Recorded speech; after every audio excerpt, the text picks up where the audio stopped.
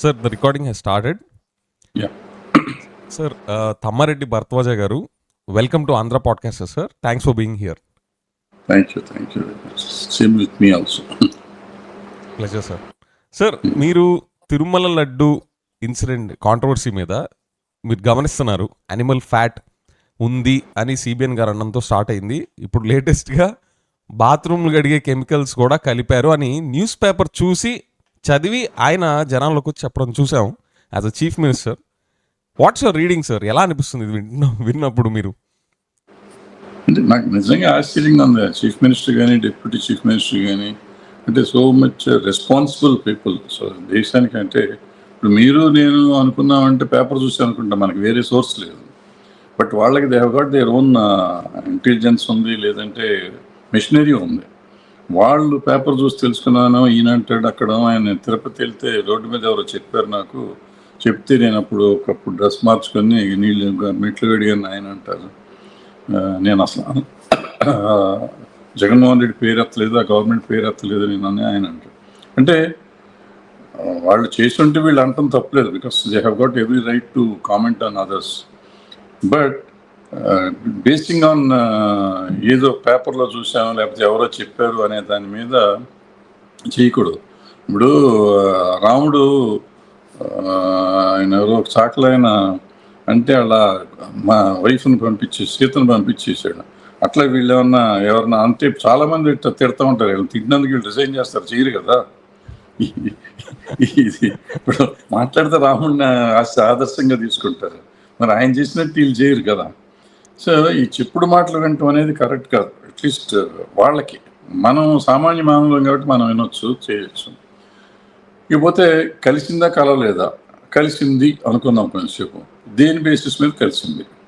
ఈ paper news వదిలిపెట్టండి.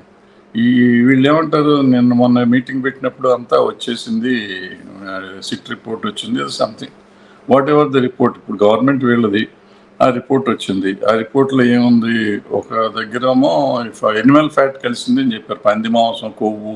అది పవన్ కళ్యాణ్ గారు చెప్పారు, చంద్రబాబు గారు చెప్పారు, లోకేష్ గారు చెప్పారు, వీళ్ళందరూ చెప్పారు.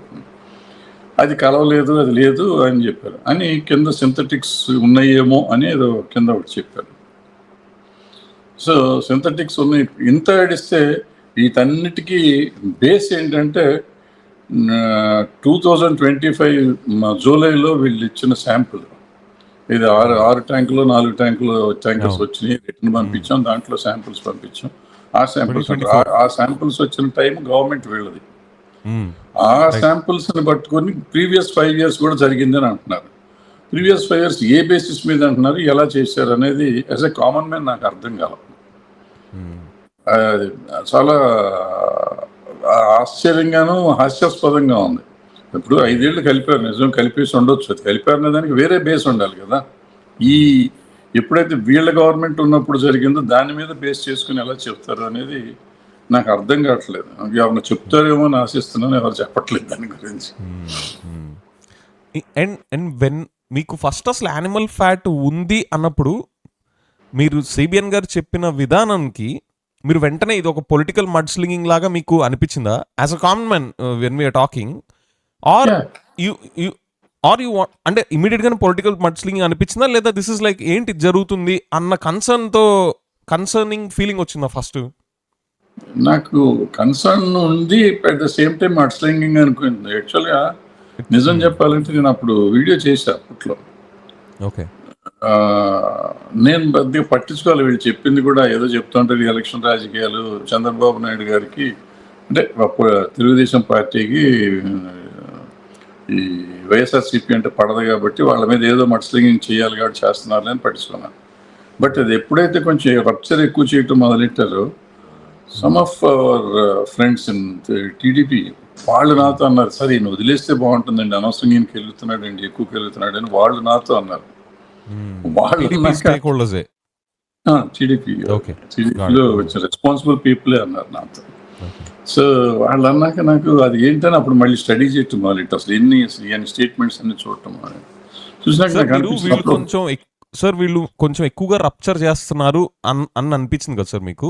ఏ ఇన్సిడెంట్స్ చూసి ఎక్కువగా రప్చర్ వాళ్ళకి చేస్తున్నారు? అనిపించింది, నాకు కాదు, వాళ్ళకి అనిపించింది. Understood sir. సో వాళ్ళకి ఏ ఇన్సిడెంట్స్ చూసి ఎక్కువగా రప్చర్ చేస్తున్నారు అనిపించింది? పవన్ కళ్యాణ్ గారు చేసినవి కింద నుంచి అప్పుడు పైకి పవన్ మెట్లు కళ్యాణ్ కడగడం గారు ఇంకా అలాంటివా? మెట్లు చూడలేదు, అప్పటికి ఇంకా పవన్ కళ్యాణ్ గారు మెట్లు చూడలేదు. ఇంకా ఇంకా దాని తర్వాత అప్పటికి 3 రోజుల ముందే ఆయన మొదలెట్టారు కదా, తర్వాత వారానికి అనుకుంటా ఆయన చేసింది. అచ్చా. సో సో పవన్ వీళ్ళందరికీ కళ్యాణ్ గారు ఆయన అప్పుడు సెట్ ఆఫ్ యాక్టివిటీ స్టార్ట్ కాక ముందే టీడీపీ స్టేక్ హోల్డర్స్ కి ఈ ఒపీనియన్ ఫామ్ అయింది, అనవసరంగా అవును, రప్చర్ చేస్తున్నారని. అవును, ఓకే, ఆపేస్తే బాగుంటుంది అనిపించింది వాళ్ళకి. ఆ సో తర్వాత ప్లీజ్ ఆయన కంటిన్యూ సార్. చేశారు. ఆ? ప్లీజ్ ఆయన కంటిన్యూ సార్. చేసిన సారీ. ఆయన అన్నాక నేను ఒక వీడియో చేశా, ఇది కరెక్ట్ కాదు, ఎందుకంటే భక్తుల మనోభావాలు దెబ్బతీసే విషయం. ఇప్పుడు ఈ మధ్య మనోభావాలు అనే కొత్త డైలాగ్ వచ్చింది కదా అన్నిటి విషయాల్లోనూ. సో నిజంగా కూడా ఎన్నో కోట్ల మంది నమ్ముతారు వెంకటేశ్వర స్వామిని, నమ్మి అక్కడికి వెళ్తారు. ఆ ప్రసాదం నాకు కూడా చాలా ఇష్టం ప్రసాదం. ఆ ప్రసాదం నాకు కూడా ఎంత బాగుంటుందంటే ఆ కర్పూరం వాసన అప్పట్లో, ఇప్పుడు అసలు ఏం లేదనుకోండి. లాస్ట్ 10-15 years నుంచి మారిపోయింది, సైజు మారినప్పటి నుంచి దాని టేస్ట్ మారిపోయింది. సార్. నాకు సైజు కూడా మారి అందరూ కూడా ఇదే అంటాం సార్. ఒక 20 years 25 years ముందు లడ్డూకి ఇప్పుడు తేడా ఉంది అన్నారు తప్ప ఈ లాస్ట్ 5 years అని స్పెసిఫిక్ గా పాయింట్అవుట్ చేసిన అబ్జర్వేషన్ నా దృష్టికి రాలా. లేదు, ముందు చాలా పెద్ద లడ్డు ఉండేది. అవును, అదే అవును, చాలా తక్కువ రేట్ ఉండేది. ప్లస్ అది అక్కడ తీసుకొచ్చి ఇంట్లో పెడితే అది అయిపోయేదాకా తింటా ఉండేవాళ్ళం. అది ఎంతదే కదా, అది అవును. తినాలంటే 10-15 రోజులు పెట్టేది. 10-15 రోజులు మామూలు లడ్డు మన ఇంట్లో చేసుకుంటాం, లేకపోతే కొంటాం ఎక్కడ బయట స్వీట్ షాప్లోను. అది 3-4 days బూజు పెట్టేస్తుంది ఇంట్లో ఉంటే. తినేస్తే వెంటనే తిన్నారు, తెచ్చుకుంటానుగా వెంటనే అప్పటికప్పుడు తినేయాలి. ఇది పెద్ద లడ్డు కాబట్టి హోల్డ్ అవుతుంది. ప్లస్ ఇల్లంతా గుమగుమలాడిపోతుంది. కర్పూరం వేసేవారు అప్పట్లో బాగా. సరే. కర్పూరం కానీ, నెయ్యి, కిస్మిస్, జీడిపప్పు, ఇవన్నీ ఎక్కువగా వేసేవారు. ఇప్పుడు నామమాత్రంగా వేస్తున్నారు అన్నీ. నెయ్యి వాసన పెద్ద ఉండదు, ఉంటుంది నెయ్యి వాసన తక్కువ ఉంటుంది. కర్పూరం అసలు వేయట్లేదు, మరి ఏమో తెలియదు, ఆ ఫీలింగ్ రావట్లేదు. సో ఇవాళ ఈ లడ్డు రాగానే కానీ టేస్ట్ హడావిడి, నేను సగం లడ్డు తినేవాడిని ఆ రోజుల్లో. ఈ లడ్డు తగ్గి సైజులు దగ్గర కానీ ఊరికి టేస్ట్ చేసి వదిలేయటం తప్ప పెద్దగా చేయట్లేదు. సో అప్పటి నుంచి మారింది. నేను అనుకుంటాను మారింది అనుకుంటున్నాం. తర్వాత ఇప్పుడు ఇది చెప్పారు, అది పెద్ద ప్రాబ్లం. ఎందుకంటే ఎందుకు చేస్తున్నారు అనేది అర్థం కాలేదు. అంటే నేను అనుకోవటం ఏంటంటే ఇవన్నీ మనం చాలా కొత్త రాష్ట్రం వచ్చింది, కొత్త రాష్ట్రంలో కొన్ని ఇబ్బందికర పరిస్థితుల్లో we're taking over the government. So మనం చేయలేని పనులు మనం చేయలేము, కొన్ని చాలా ప్రామిసులు చేసాం. సో దీనికి డైవర్ట్ చేస్తానికి ఇటువంటివి చేసి మొత్తం మనోభావాలు మొత్తం హిందువులందరికీ మనోభావం దెబ్బతినే పరిస్థితి కదా. సో ఆటోమేటిక్గా అవసరాల గురించి ఆలోచించకుండా దేవుడు కానీ మతం కానీ ఎప్పుడు ఏమవుతుందంటే మిగిలినట్టు అన్నిటినీ అధిగమిస్తుంది. నాకు అన్నం లేకపోయినా పర్లేదు కానీ నా దేవుడిని కానీ నా మతాన్ని కానీ తిరిగితే నాకు చాలా కోపం వస్తుంది. అవును. సో అట్లా డైవర్ట్ చేయడానికి ట్రై చేస్తున్నారేమో అనే ఫీలింగ్ వచ్చింది నాకు. బట్ నేను ఎప్పుడు అనుకోలేదు. సార్, ఇప్పుడు ఎప్పుడైతే మీకు టీడీపీ స్టేక్ హోల్డర్స్ ఇలాగా మీతో ఒపీనియన్ షేర్ చేసుకున్నారో దాని తర్వాత పవన్ కళ్యాణ్ గారు ఇలా చేయడం, ఏది కింద నుంచి పైకి మెట్లు కడగడం, ఇదంతా హడావిడి చేస్తా నెక్స్ట్ మన అయోధ్య దానికి 1,00,000 లడ్డూలు పంపించారని చెప్పడం, ఇవన్నీ వింటున్నప్పుడు what were your observations? Will come to this latest bathroom గడిగే కెమికల్స్ వాటర్ అన్నదానికి వద్దాం. ఆ ఫేజ్లో ఎలా ఉంది, ఇప్పుడు ఎలా ల్యాండ్ అవుతున్నాం అన్నదానికి వద్దాం sir. So what were your thoughts then? 1,00,000 లడ్డూలు పంపించారన్నప్పుడు నిజంగానే భయపడ్డా, నిజంగా ఇట్లా పంపించారు దుర్మార్గులు అనుకున్నా. ఆ తర్వాత ఏం వచ్చిందంటే నెక్స్ట్ ఇప్పుడు తర్వాత హిందూ పేపర్లో చూసా, ఆ 1,00,000 లడ్డూలు అసలు వీళ్ళు పంపలేదు, ఓ 30 లక్షల రూపాయలు పెట్టి నెయ్యి తెప్పించి ఎంపీ గారు ఉన్నారు, బీజేపీ ఎంపీ గారు, ఆయన తెప్పించి ఆయన చేయించి పంపించారు. నెయ్యి సెపరేట్గా ఆయన తెప్పించారు 30 లక్షలు పెట్టి అని కూడా అది ఉంది. అది హిందూలో క్లిప్పింగ్ ఉంది, మీకు కావాలంటే నా దగ్గర కూడా పంపిస్తాను, మీకు తెలిసి తీసుకోండి. సో తీసుకుంటే అప్పుడే నేను ఒక వీడియో పెట్టా, 30 లక్షల రూపాయలు ఆయన కదా పెట్టి తెప్పించాడు, ఆయన చేశాడు కదా, మరి ఆయన్ని అన్న జైల్లో పెడతారా ఏం చేస్తారో అని అప్పుడు పెట్టాను. పెట్టినాక దాని గురించి వదిలేశారు. ఇక ఇప్పుడు నేను అనేది క్వశ్చన్ ఏంటంటే, ఆయన బీజేపీ పార్టీ అని దాని మీద కామెంట్ చేయాలి కదా, మేము కదా ఇచ్చాము. ఇప్పుడు ఆయన నిజంగా ఆ బీజేపీ ఎంపీ గారు ఇచ్చినప్పుడు షుడ్ బి హెల్డ్ రెస్పాన్సిబుల్. ఇప్పుడు ఈ ట్యాంకర్స్ వచ్చినాయి అనటానికి డైరెక్ట్గా జగన్మోహన్ రెడ్డినో లేకపోతే చంద్రబాబు నాయుడు గారినో మనం చేయలేం. ఎందుకంటే మధ్యలో 100 మంది చెయ్యి దాటినాక చీఫ్ మినిస్టర్ లెవెల్కి వస్తుంది. సో అందుకని వాళ్ళని అనలేం, కింద వాళ్ళని అంటాం. బట్ ఈ లక్ష లడ్డూలు డైరెక్ట్గా ఆయన చేయించాడు. ఇక్కడ ఎవరు కల్ప్రిటో తెలుస్తుంది. ఇప్పుడు వీళ్ళు చెప్పింది నిజంగా చేసిన లడ్డూలు తప్పు అయ్యి ఉంటే ఇమ్మీడియట్గా ఆయన అరెస్ట్ చేసి ఉండాల్సింది కదా. ఆ రోజన్నా చేయాలి. ఇప్పుడు మళ్ళీ నిన్న పవన్ కళ్యాణ్ గారు మళ్ళీ చెప్పాడు ఆయన.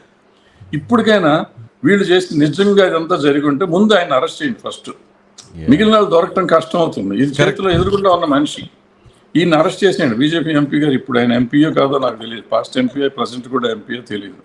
ఆయన అరెస్ట్ చేసి ముందు అసలు ఏంటి నువ్వు ఎట్ట చేసావు, అప్పుడు అందులో పైగా ఆయన అప్పట్లో బోర్డు మెంబర్ కూడా, నువ్వు అప్పుడు బోర్డు మెంబర్ కదా, చేశారా లేదని అడిగేస్తే ఆయన చెప్తాడు కదా నిజంగా.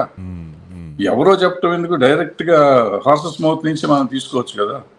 ఆయన నాది వచ్చిన డౌట్ అండి ఏంటంటే, ఆయన 35 లక్షలు ఖర్చు పెట్టి నెయ్యే ఎందుకు స్పాన్సర్ చేశారు? దానికి కావాల్సిన శనగపిండో క్యాషూస్ ఇవన్నీ కూడా కలిపి ఎందుకు చేయలేదు? నెయ్యే ఎందుకు చేశారు? That's actually another question. Sponsor మొత్తం లడ్డూకి చేశారు. 30 లక్షలు నెయ్యి మాత్రం కొన్నారు, మిగతాదంతా అంత లడ్డు అంతా స్పాన్సర్. పిండి గిండి అంత స్పాన్సర్. లడ్డూలు అక్కడ చుట్టించారు అంతే. లడ్డూలు వాళ్ళతో చుట్టించారు, మెటీరియల్ అంతా ఆయన ఇచ్చారు. నాకు అర్థమైంది. My understanding. మరి మీరు అన్నట్టు సోర్స్ ట్రాక్ అయిపోయింది ఇక్కడ. They could have actually gone and took him into custody. చేతికి దొరికాడు కదా లక్ష లడ్డూలు. అందులో రాముడిని అన్యాయం చేస్తున్న మనిషి చెప్తున్నాడు, నేనే చేశానని చెప్తున్నాడు. ప్రెస్ లో కూడా వచ్చింది అది. ఆయన కండెమ్ చేయలేదు అంటే ఆయన చేసినట్టే. సో ఆయన తీసుకు ముందు అరెస్ట్ చేయి. అవును, ఆయన అరెస్ట్ చేసి తెలిసిపోతుంది కదా, స్టోరీ అంతా వచ్చేసింది బయటకి. ఇంకా అసలు అక్కర్లా. నేననేది ఇప్పుడు మొన్న ట్యాంకర్లు కదా, లేకపోతే వీళ్ళు చేసింది. ఇప్పుడు నేను ఇంతకుముందు అడిగిన ప్రశ్నలన్నీ అనవసరం అసలు. ఆయన ఆ రోజుల్లో బోర్డు మెంబరు, ఆయన చేశాడు. ఆయన చేసింది అవుతా, ఆయన ఎందుకు అసలు నెయ్యి బయట కొన్నాడు? ఇది కల్తీ అయ్యి ఉంటే ఆయన కొన్నాడు అనుకోండి, ఆయన బోర్డు మెంబర్కి ఎందుకు అబ్జెక్ట్ చేయలేదు ఆ రోజున? ఆయన అబ్జెక్ట్ చేసి ఉండాలి కదా. ఏమయ్యా, మనం దేవుడి కార్యం చేస్తున్నాము, మనం ఇట్లా చేయటం అన్యాయం, దుర్మార్గం, మీరు నాశనం అయిపోతారు, అందరం ఆపేయండి, ఇది ఆపేయండి. లేకపోతే ఆయన బయటకు వచ్చేసి అప్పుడు గవర్నమెంట్ ఆయనది, ఐ మీన్ సెంట్రల్ గవర్నమెంట్లో ఆయన ఎంపీ గారు కదా, ఆయన చెప్పుండొచ్చు కదా నాశనం అయిపోతారని చెప్పి ఒకసారి మోడీ గారికి ఫోన్ చేస్తే మొత్తం అందరి లోపల ఇచ్చేసేవారు కదా. ఆ రోజున ఆయన ఎందుకు చేయలేదు? ఆయన చేశాడని తెలిసినాక ఆయన ఎందుకు వీళ్ళు ఎమ్మడ పడతలేదు? ఇప్పుడు ఆ బాబాను ఏదో ఉంటుంది, బోలే బాబా డైరీ. ఇప్పుడు నేను వీడియోలు కానీ పేపర్లు కానీ చూస్తాంటే చంద్రబాబు నాయుడు గారి టైంలోనే, అంత 14-19 టైంలోనే వాళ్ళు దాన్ని చేసుకుని పెట్టారు అని చెప్తున్నారు. మరి అప్పుడు ఎందుకు పెట్టారు? అప్పుడు సప్లై చేసినప్పుడు వాడు మంచివాడు ఎట్లా అయ్యాడు? ఇవన్నీ ఇది శేష ప్రశ్నలు. దీనికి సమాధానం లేదు, దేనికి సమాధానం లేదు, ఏది చెప్పరు. ఇప్పుడు ఏఆర్ డైరీస్ అని ఇప్పుడు ఈ మధ్య మొన్న సప్లై చేసిన వాళ్ళు అంటారు, వాళ్ళని ఎందుకు అరెస్ట్ చేయలేదు? ఇప్పుడు ఎందుకు మనం ఒక సోర్స్ తప్పు జరిగింది అని తెలిసినాక గవర్నమెంట్ లో ఉంటే వాళ్ళని అరెస్ట్ ఎందుకు చేయట్లేదు?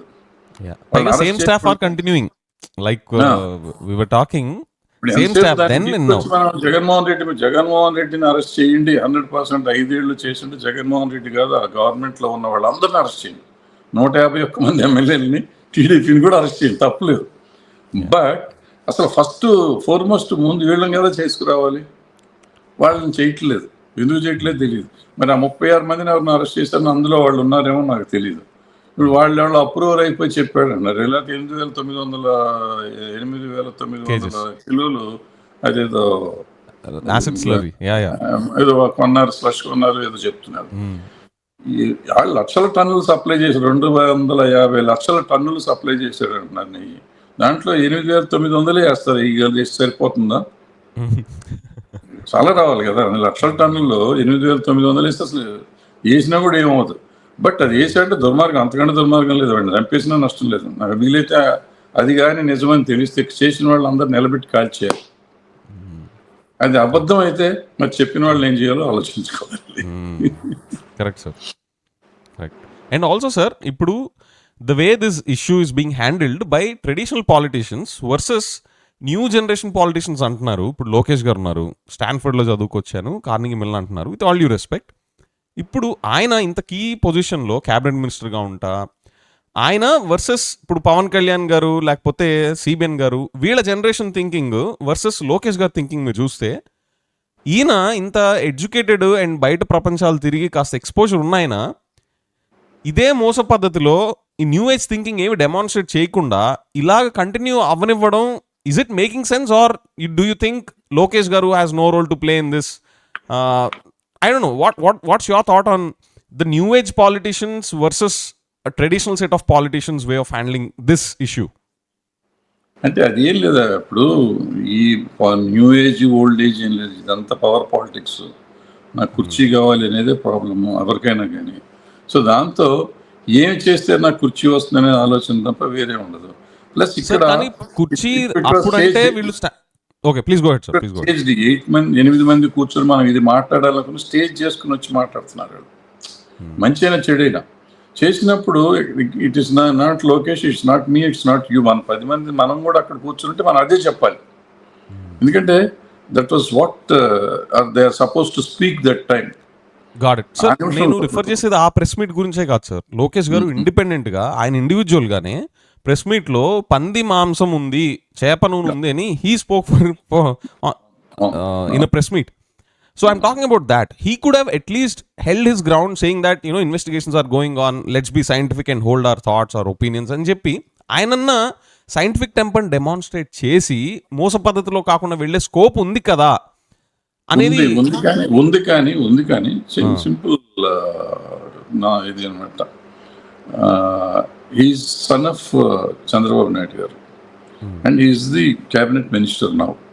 Right. He cannot say that. మనం ఆయన స్టేజ్లో ఉన్నా కానీ, మనం ఆయనకంటే చిన్నపిల్లలు అయినా కానీ, అంతకంటే ఎక్కువ చదువుకున్నా కానీ మనం చేయలేం. ఆయన ఆ మాట అంటే చంద్రబాబు నాయుడు గారు తప్పు మాట్లాడినట్టే కదా. ఆయన అట్లీస్ట్ కామెంట్ చేయకుండా ఉండాలి. కామెంట్ చేస్తే ఆయన చెప్పింది ఈయన సపోర్ట్ చేయాలి. సింపుల్గా అర్థం చేసుకోండి, మన రాజకీయ పరిస్థితులు అర్థం చేసుకోండి. ఒక ముఖ్యమంత్రి గారు, అందులో తండ్రి గారు, ఆయన కామెంట్ చేసిన దాన్ని లేదు సైంటిఫిక్గా ఆలోచిస్తాను అని అంటే ఆయన తప్పు చెప్పాడని అర్థం అవుతుంది కదా. ఆయన చెప్పలేడు, చెప్పకూడదు కూడా. He cannot and he should not. నా ఉద్దేశం అంటే కామెంట్ చేయకుండా ఉండొచ్చు, తెలిసి తెలియనట్టు అది లేదబ్బా ఆయన చెప్పారు కదా అని చెప్పి తప్పించుకుని వెళ్ళిపోవచ్చు. కానీ ఆయన దాన్ని రీఇటరేట్ చేశారు, ఇంకా చెప్పాలి అని చెప్పి.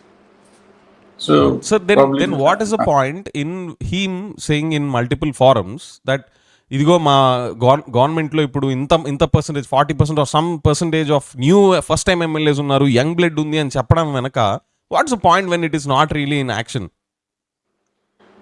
మనం చెప్పాలి కదబ్బా, మనం ప్రతిదీ మనం నమ్మించాలి. ఇప్పుడు మనం ప్రతిసారి 2 లక్షల ఉద్యోగాలు ఇప్పిస్తా ఉన్నాం. అప్పట్లో మోడీ గారు 20 lakhs 20 లక్షల కోట్ల ఉద్యోగాలను నిన్న చంద్రబాబు నాయుడు గారు అక్కడ నోరుసారి తెలియక నోరుసారి అంటున్నారు. సో ఈయనంటే స్లిప్ ఆఫ్ టంగ్ అనుకోండి, అది పాపం దాన్ని జోక్యం తీసుకోకూడదు మనం, స్లిప్ ఆఫ్ టంగ్ అది. సో ఇవన్నిటిని మనం ఏం పట్టించుకోకూడదు. 15 లక్షలు ప్రతి ఇంటికి వేస్తానని మోడీ గారు అప్పుడు చెప్పారు. వేసారా? ఇవన్నీ జరుగుతాయా? జరగవు. సో దాన్ని అంతా మనం సీరియస్గా తీసుకోకూడదు. ఇక్కడ రిలేషన్షిప్ తీసుకోవాలి. మీరు అన్న జెన్జీ యాక్టివిటీస్ వేరయ్యి, అది వేరు. దానికోసం ఆయన వేరే చెప్తూ ఉంటారు, వేరే కొత్త వాళ్ళని ఎలా అట్రాక్ట్ చేశాను. మన లావోస్కి వెళ్ళినప్పుడు ఆయన ఇచ్చిన స్టేట్మెంట్స్ చూస్తే ఆయన జెన్జీ మాటలు అవన్నీ అక్కడ వస్తాయి. దీనికి వచ్చేటప్పటికి ఇది ట్రెడిషనల్గా మనం జనానికి చేయాల్సింది. ఒకవేళ ఇది నిజంగా అయితే కన్సర్న్ వాళ్ళందరికీ ఉండాల్సిందే. అది ఉందా లేదా అనేది తెలియదు. ఇప్పుడు అన్ని ప్రూవ్ అయితే కానీ తెలియదు. ఆ ప్రూవ్ అవుతానికి యాక్చువల్గా లాస్ట్ 5 yearsది శాంపుల్ ఇస్తానికే లేదు ఇక్కడ. ఇప్పుడు 5 ఏళ్ళ కింద జరిగిపోయింది, తర్వాత 2 ఏళ్ళు జరిగిపోయింది, శాంపుల్స్ దొరకవు. దీన్ని పట్టుకొని చెప్పాలి. ఇప్పుడు నన్ను మిమ్మల్ని పట్టుకొని లోపలేసారనుకోండి, 2 పీకితే అవునండి చేసామని చెప్తాం, లేదంటే లేదని చెప్తాం. లేదని చెప్పలేరు ఎవరికాడు. సో రన్నింగ్ గవర్నమెంట్లో అంత ఈజీగా ఎవరు ఏమీ చెప్పలేరు. కరెక్ట్. సో ఇవన్నీ ఇట్లా సార్. ఇప్పుడు ఈ ఒపీనియన్తో మీరు పాస్ట్ ఇన్సిడెంట్స్ చూస్తూ వచ్చారు. యానిమల్ ఫ్యాట్ ఉంది అని చెప్పిన దగ్గర నుంచి ఇప్పుడు సడన్గా all of a sudden bathroom కడిగే కెమికల్స్ ఉన్నాయి అని విన్నప్పుడు what was your first impression? అబ్బా మళ్ళీ మొదలు పెట్టారు అనుకున్నారా, లేకపోతే ఎలా అనిపించింది? నాకు ఏమనిపిస్తలే పాపం. వాళ్ళు చెప్తా అంటే సిన్సియర్గా చెప్తా అంటే గవర్నమెంట్ వాళ్ళు మామూలు ఎవరు కాదు కదా. రోడ్డు మీద పోయేవాళ్ళు నేను మీరు అన్నాం అనుకోండి, మనకి రెస్పాన్సిబిలిటీ లేదు. After all A chief minister is sitting there, deputy chief minister is sitting there, and party president is sitting there, another 2 or 3 ministers were sitting there. ఇంతమంది కూర్చుని ఒక విషయం చెప్తా అంటే వాళ్ళు అబద్ధం చెప్తున్నారు, కామెడీ చేస్తున్నారని అయితే మనం అనుకోం కదా. ప్రాబ్లం నిజమేనేమో అనుకుంటాం. ప్రాబ్లం ఆ నిమిషంలో మనం పెద్ద ఆలోచించం. చెప్పగానే ఇది అబద్ధాలు చెప్తున్నారనే ఆలోచన ఏమి రాదు. తర్వాత కొంచెం ఆలోచిస్తే ఇదేంటి ఇట్లా ఉన్నారు అనే ఫీలింగ్ నెక్స్ట్ వస్తుంది. వాళ్ళు మాట్లాడుతున్నప్పుడు నాకేమి నిజం చెప్పాలంటే మాట్లాడింది నేను చూడలా. నాకు తర్వాత ఎవరో ఫోన్ చేశారు, సార్ కొంప మునిగిపోయింది టైం సార్, మీరు వీడియో చేయండి సార్ అన్నారు. ఏం కొంప మునిగిందా? ఏమన్నారు సార్? కొంప మునిగిపోయింది, బాత్రూమ్ కడిగే కెమికల్స్ వాడారు అన్నారా? లేకపోతే వాడారని అంటే నేను ఆర్గ్యుమెంట్స్ చేస్తే లేదు సార్ మీకు అర్థం చేయట్లేదు, వాళ్ళు ఫుల్గా చేశారు. అప్పుడు నేను చూడటం మొదలెట్టా. సరే వాళ్ళ నమ్మకం వాళ్ళది. చెప్పిన ఆయన పాపం నమ్మి చెప్పాడు. చెప్పిన ఆయన అగెనెస్ట్ కాదు, నమ్మాడు. వాళ్ళు చెప్పిందంటే వాళ్ళ సాక్ష్యాలు ఆధారాలు అన్నీ ఇచ్చాను. నా సింపుల్ క్వశ్చన్, ఆధారం ఎక్కడి నుంచి వచ్చింది? ఆధారం శాంపుల్ పంపలా. అప్పుడు ఈ శాంపుల్ కాదు కదా, ఇప్పుడు శాంపుల్ పంపారు. ఇప్పుడు శాంపుల్ పంపితే అప్పుడు ఆధారం కింద ఎట్లా వస్తుంది అనేది నాకు అర్థం కాలేదు. ఈ రోజు పైగా ఆధారం సప్లై చేశారని ఉంది తప్ప ఎక్కడ కలిపారని లేదు ఆ యాసిడ్ స్లరీని. అవును, షాకింగ్. అవును. బట్ అంటే దాన్ని సో ఇదిగా తీసుకుని కలిపేసి ఉంటారని అనుకోవచ్చు కదా మనం. మేము సినిమా వాళ్ళం కదా, సినిమా కథ సార్ ఇక్కడే నాకు కొంచెం బిగ్ క్వశ్చన్ ఏంటంటే, ఇలాగ మీరు ఇందాక అన్నారు చూసారా, అది చూసి 9 మంది వాళ్ళు కూర్చొని మాట్లాడుతుంటే, అంతమంది కూర్చొని మాట్లాడుతుంటే ప్రాబబ్లీ నిజం అనుకునే వాళ్ళు ఎంతమంది ఉంటారు మీ లెక్కలో? Because in my world view నాకు ఒకళ్ళు పొలిటీషియన్ అనే వ్యక్తి, irrespective of any political party, politician అన్న వ్యక్తి ఒక మాట చెప్పారంటే ఫస్ట్ అసలు అది నమ్మకూడదు అన్న పాయింట్ నుంచి నేను స్టార్ట్ అవుతా. దానికి ఏంటి ఎవిడెన్స్ అన్నది నేను స్టార్ట్ అవుతా. బట్ మీ వరల్డ్ వ్యూలో, అంటే me in the sense me individual అనే కాదు, మీరు చూసిన ప్రపంచం, మీ చూసిన సరౌండింగ్స్, వాటిల్లో అంతమంది కూర్చున్నారు కాబట్టి ప్రాబ్లం నిజమేమో అన్న పర్సంటేజ్ ఉంటారు. అంటే ఇప్పుడు చాలా తేడా వచ్చింది విజయ్. సమాజంలో మనుషుల్లో, మనిషి దృక్పథంలో చాలా తేడా వచ్చేసింది. ఏమొచ్చిందంటే ఇప్పుడు మనుషులు మారిపోయారు, కులాలుగా మారిపోయారు, మతాలుగా మారిపోయారు, పొలిటికల్ పార్టీస్గా మారిపోయారు. ఈ మారిపోయిన వర్గంలో ఇవాళ ఈ జగన్మోహన్ రెడ్డి గారిని నమ్మే వాళ్ళు అందరూ దాన్ని అబద్ధం అనుకుంటారు. చంద్రబాబు నాయుడు గారు నమ్మే వాళ్ళలో 70% అది నిజం అనుకుంటారు, 30% కొంచెం క్రిటికల్గా ఆలోచించి ఏందా ఇది మనకు అనవసరంగా పెడుతున్నాడు ఈయన ఫిట్టింగ్ అనే ఫీలింగ్ 30 to 50% మధ్య ఉంటుంది అక్కడ. బట్ ఇక్కడికి వచ్చేటప్పటికి మొత్తం ఉంటుంది. నేను ఎవరున్నారు ఎవరంటే ముందు తర్కంగా ఆలోచించే వాళ్ళు తగ్గిపోయారు.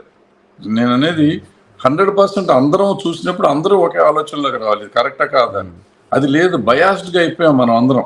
మనంగా చాలామంది మెజారిటీ పబ్లిక్ ఏదో ఒకళ్ళిద్దరు బయాస్డ్గా లేని వాళ్ళు వేరే రకంగా ఆలోచించవచ్చు. కానీ ఇప్పుడు నాకు చూడగానే అబ్బా ఇది చూడు ఇది చేసే ఉంటాడు అంటే ఎంత ఎక్కేసారంటే అవతల జగన్మోహన్ రెడ్డి గారి మీద కానీ వాళ్ళ ప్రభుత్వం మీద కానీ వీళ్ళు చేసే ఉంటారు, వీళ్ళు దుర్మార్గులు అని నమ్మేవాళ్ళు చాలామంది ఉన్నారు. సో వాళ్ళకి అది బాగుంటుంది. అది మనం ఇది ఆలోచించేవాళ్ళు అని ఉంటే దానికి ఆ పర్సంటేజ్ అందరికీ డెఫినెట్గా ఇదంతా కామెడీగా ఉంటుంది. సార్ ఎందుకని ఈ బయాస్ పెరిగిందంటారు? Because just to start with, ప్రతి మనిషికి బయాస్ ఉంటుంది ఇన్హరెంట్గా in their way of looking at this, అది క్యారీ అవుతుంది. కానీ మీరు ఇంత ప్రొనౌన్స్డ్గా బయాస్ రావడానికి ఏం కారణం అనుకుంటున్నారు?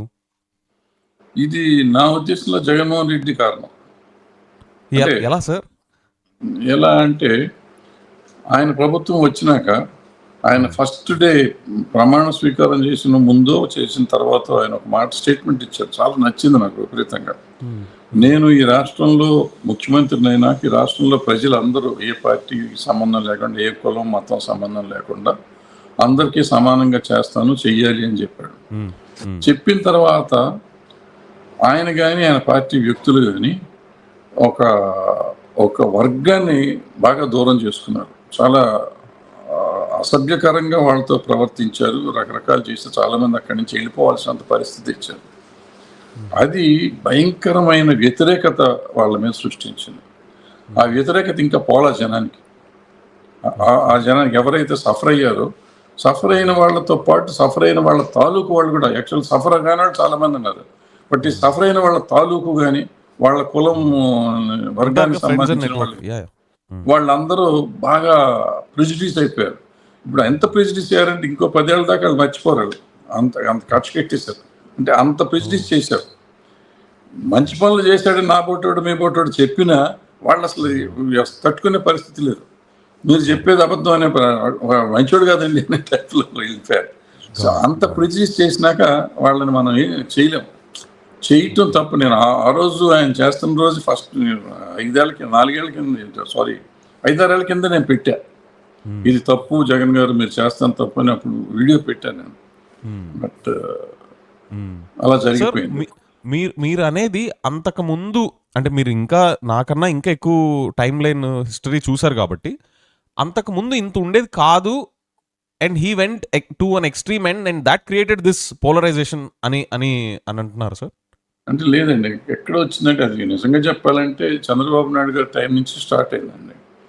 బట్ ఆయన ఎప్పుడు డైరెక్ట్గా పోలరైజ్ చేయలేదు. బట్ చంద్రబాబు నాయుడు గారు వచ్చిన ఎన్టీ రామారావు గారు వచ్చినాక ఎన్టీ రామారావు గారు was not for that. NT Ramarao గారు వచ్చినాక సామాజిక వర్గానికి ఒక ధైర్యం ఒక ఇది వచ్చింది. అప్పుడు దాకా అది వర్ నాట్ ఫర్. ఆ సామాజిక వర్గం ఎప్పుడు రాజ్యం అదంతా లేదు, వాళ్ళ వ్యాపారాలను గొడవలు ఉండేవి. ఇది వచ్చినాక మన వర్గం మన వాళ్ళు మన సమాజానికి ఇది వచ్చింది కదా అనే ఫీలింగ్ ఉండేది. దెన్ ఈయన వచ్చిన తర్వాత దాన్ని కొంచెం పోలరైజ్ చేశారు. డైరెక్ట్గా చేయలేదు, పబ్లిక్గా ఎప్పుడు చేయలేదు, కానీ ఇండైరెక్ట్గా ఆయన పోలరైజ్ చేశారు. సో అల్టిమేట్గా ఏమైందంటే ఈ టైంకి ఆయనే నాయకుడు, ఇంకెవరు లేరు. వేరే వాళ్ళు వస్తే చేసుకునే వాళ్ళు అనిపించినా కానీ ఆయన తప్ప మనకు లేడు నాయకుడు. సో ఆయన్ని నాయకుడిగా పెట్టేసుకుని ఆయన మీద వెళ్తా ఉన్నారు. సో ఎప్పుడైతే ఆ పోలరైజేషను ఈ జగన్మోహన్ రెడ్డి గారు వచ్చి చేసినాక అప్పుడు వదిలేద్దాం అనుకున్న చంద్రబాబు గారిని వదిలేద్దాం అనుకున్న వాళ్ళు కూడా మళ్ళీ వెళ్ళాల్సిన పరిస్థితి వచ్చింది. They force to go back to him అన్నమాట. సో అది జరిగిపోయింది. Understood sir. సార్ ఇప్పుడు సిబిఎన్ గారి టైంలో ఇలాంటిది ఉండేది కానీ ఇంత డైరెక్ట్గా ఉండేది కాదు. వేరే జగన్ గారి టైంలో ఇంత డైరెక్ట్ అయిపోయేసరికి ఈ బయాస్ అనేది ఆ పోలరైజేషన్ అనేది క్రియేట్ అయింది అంటున్నారు.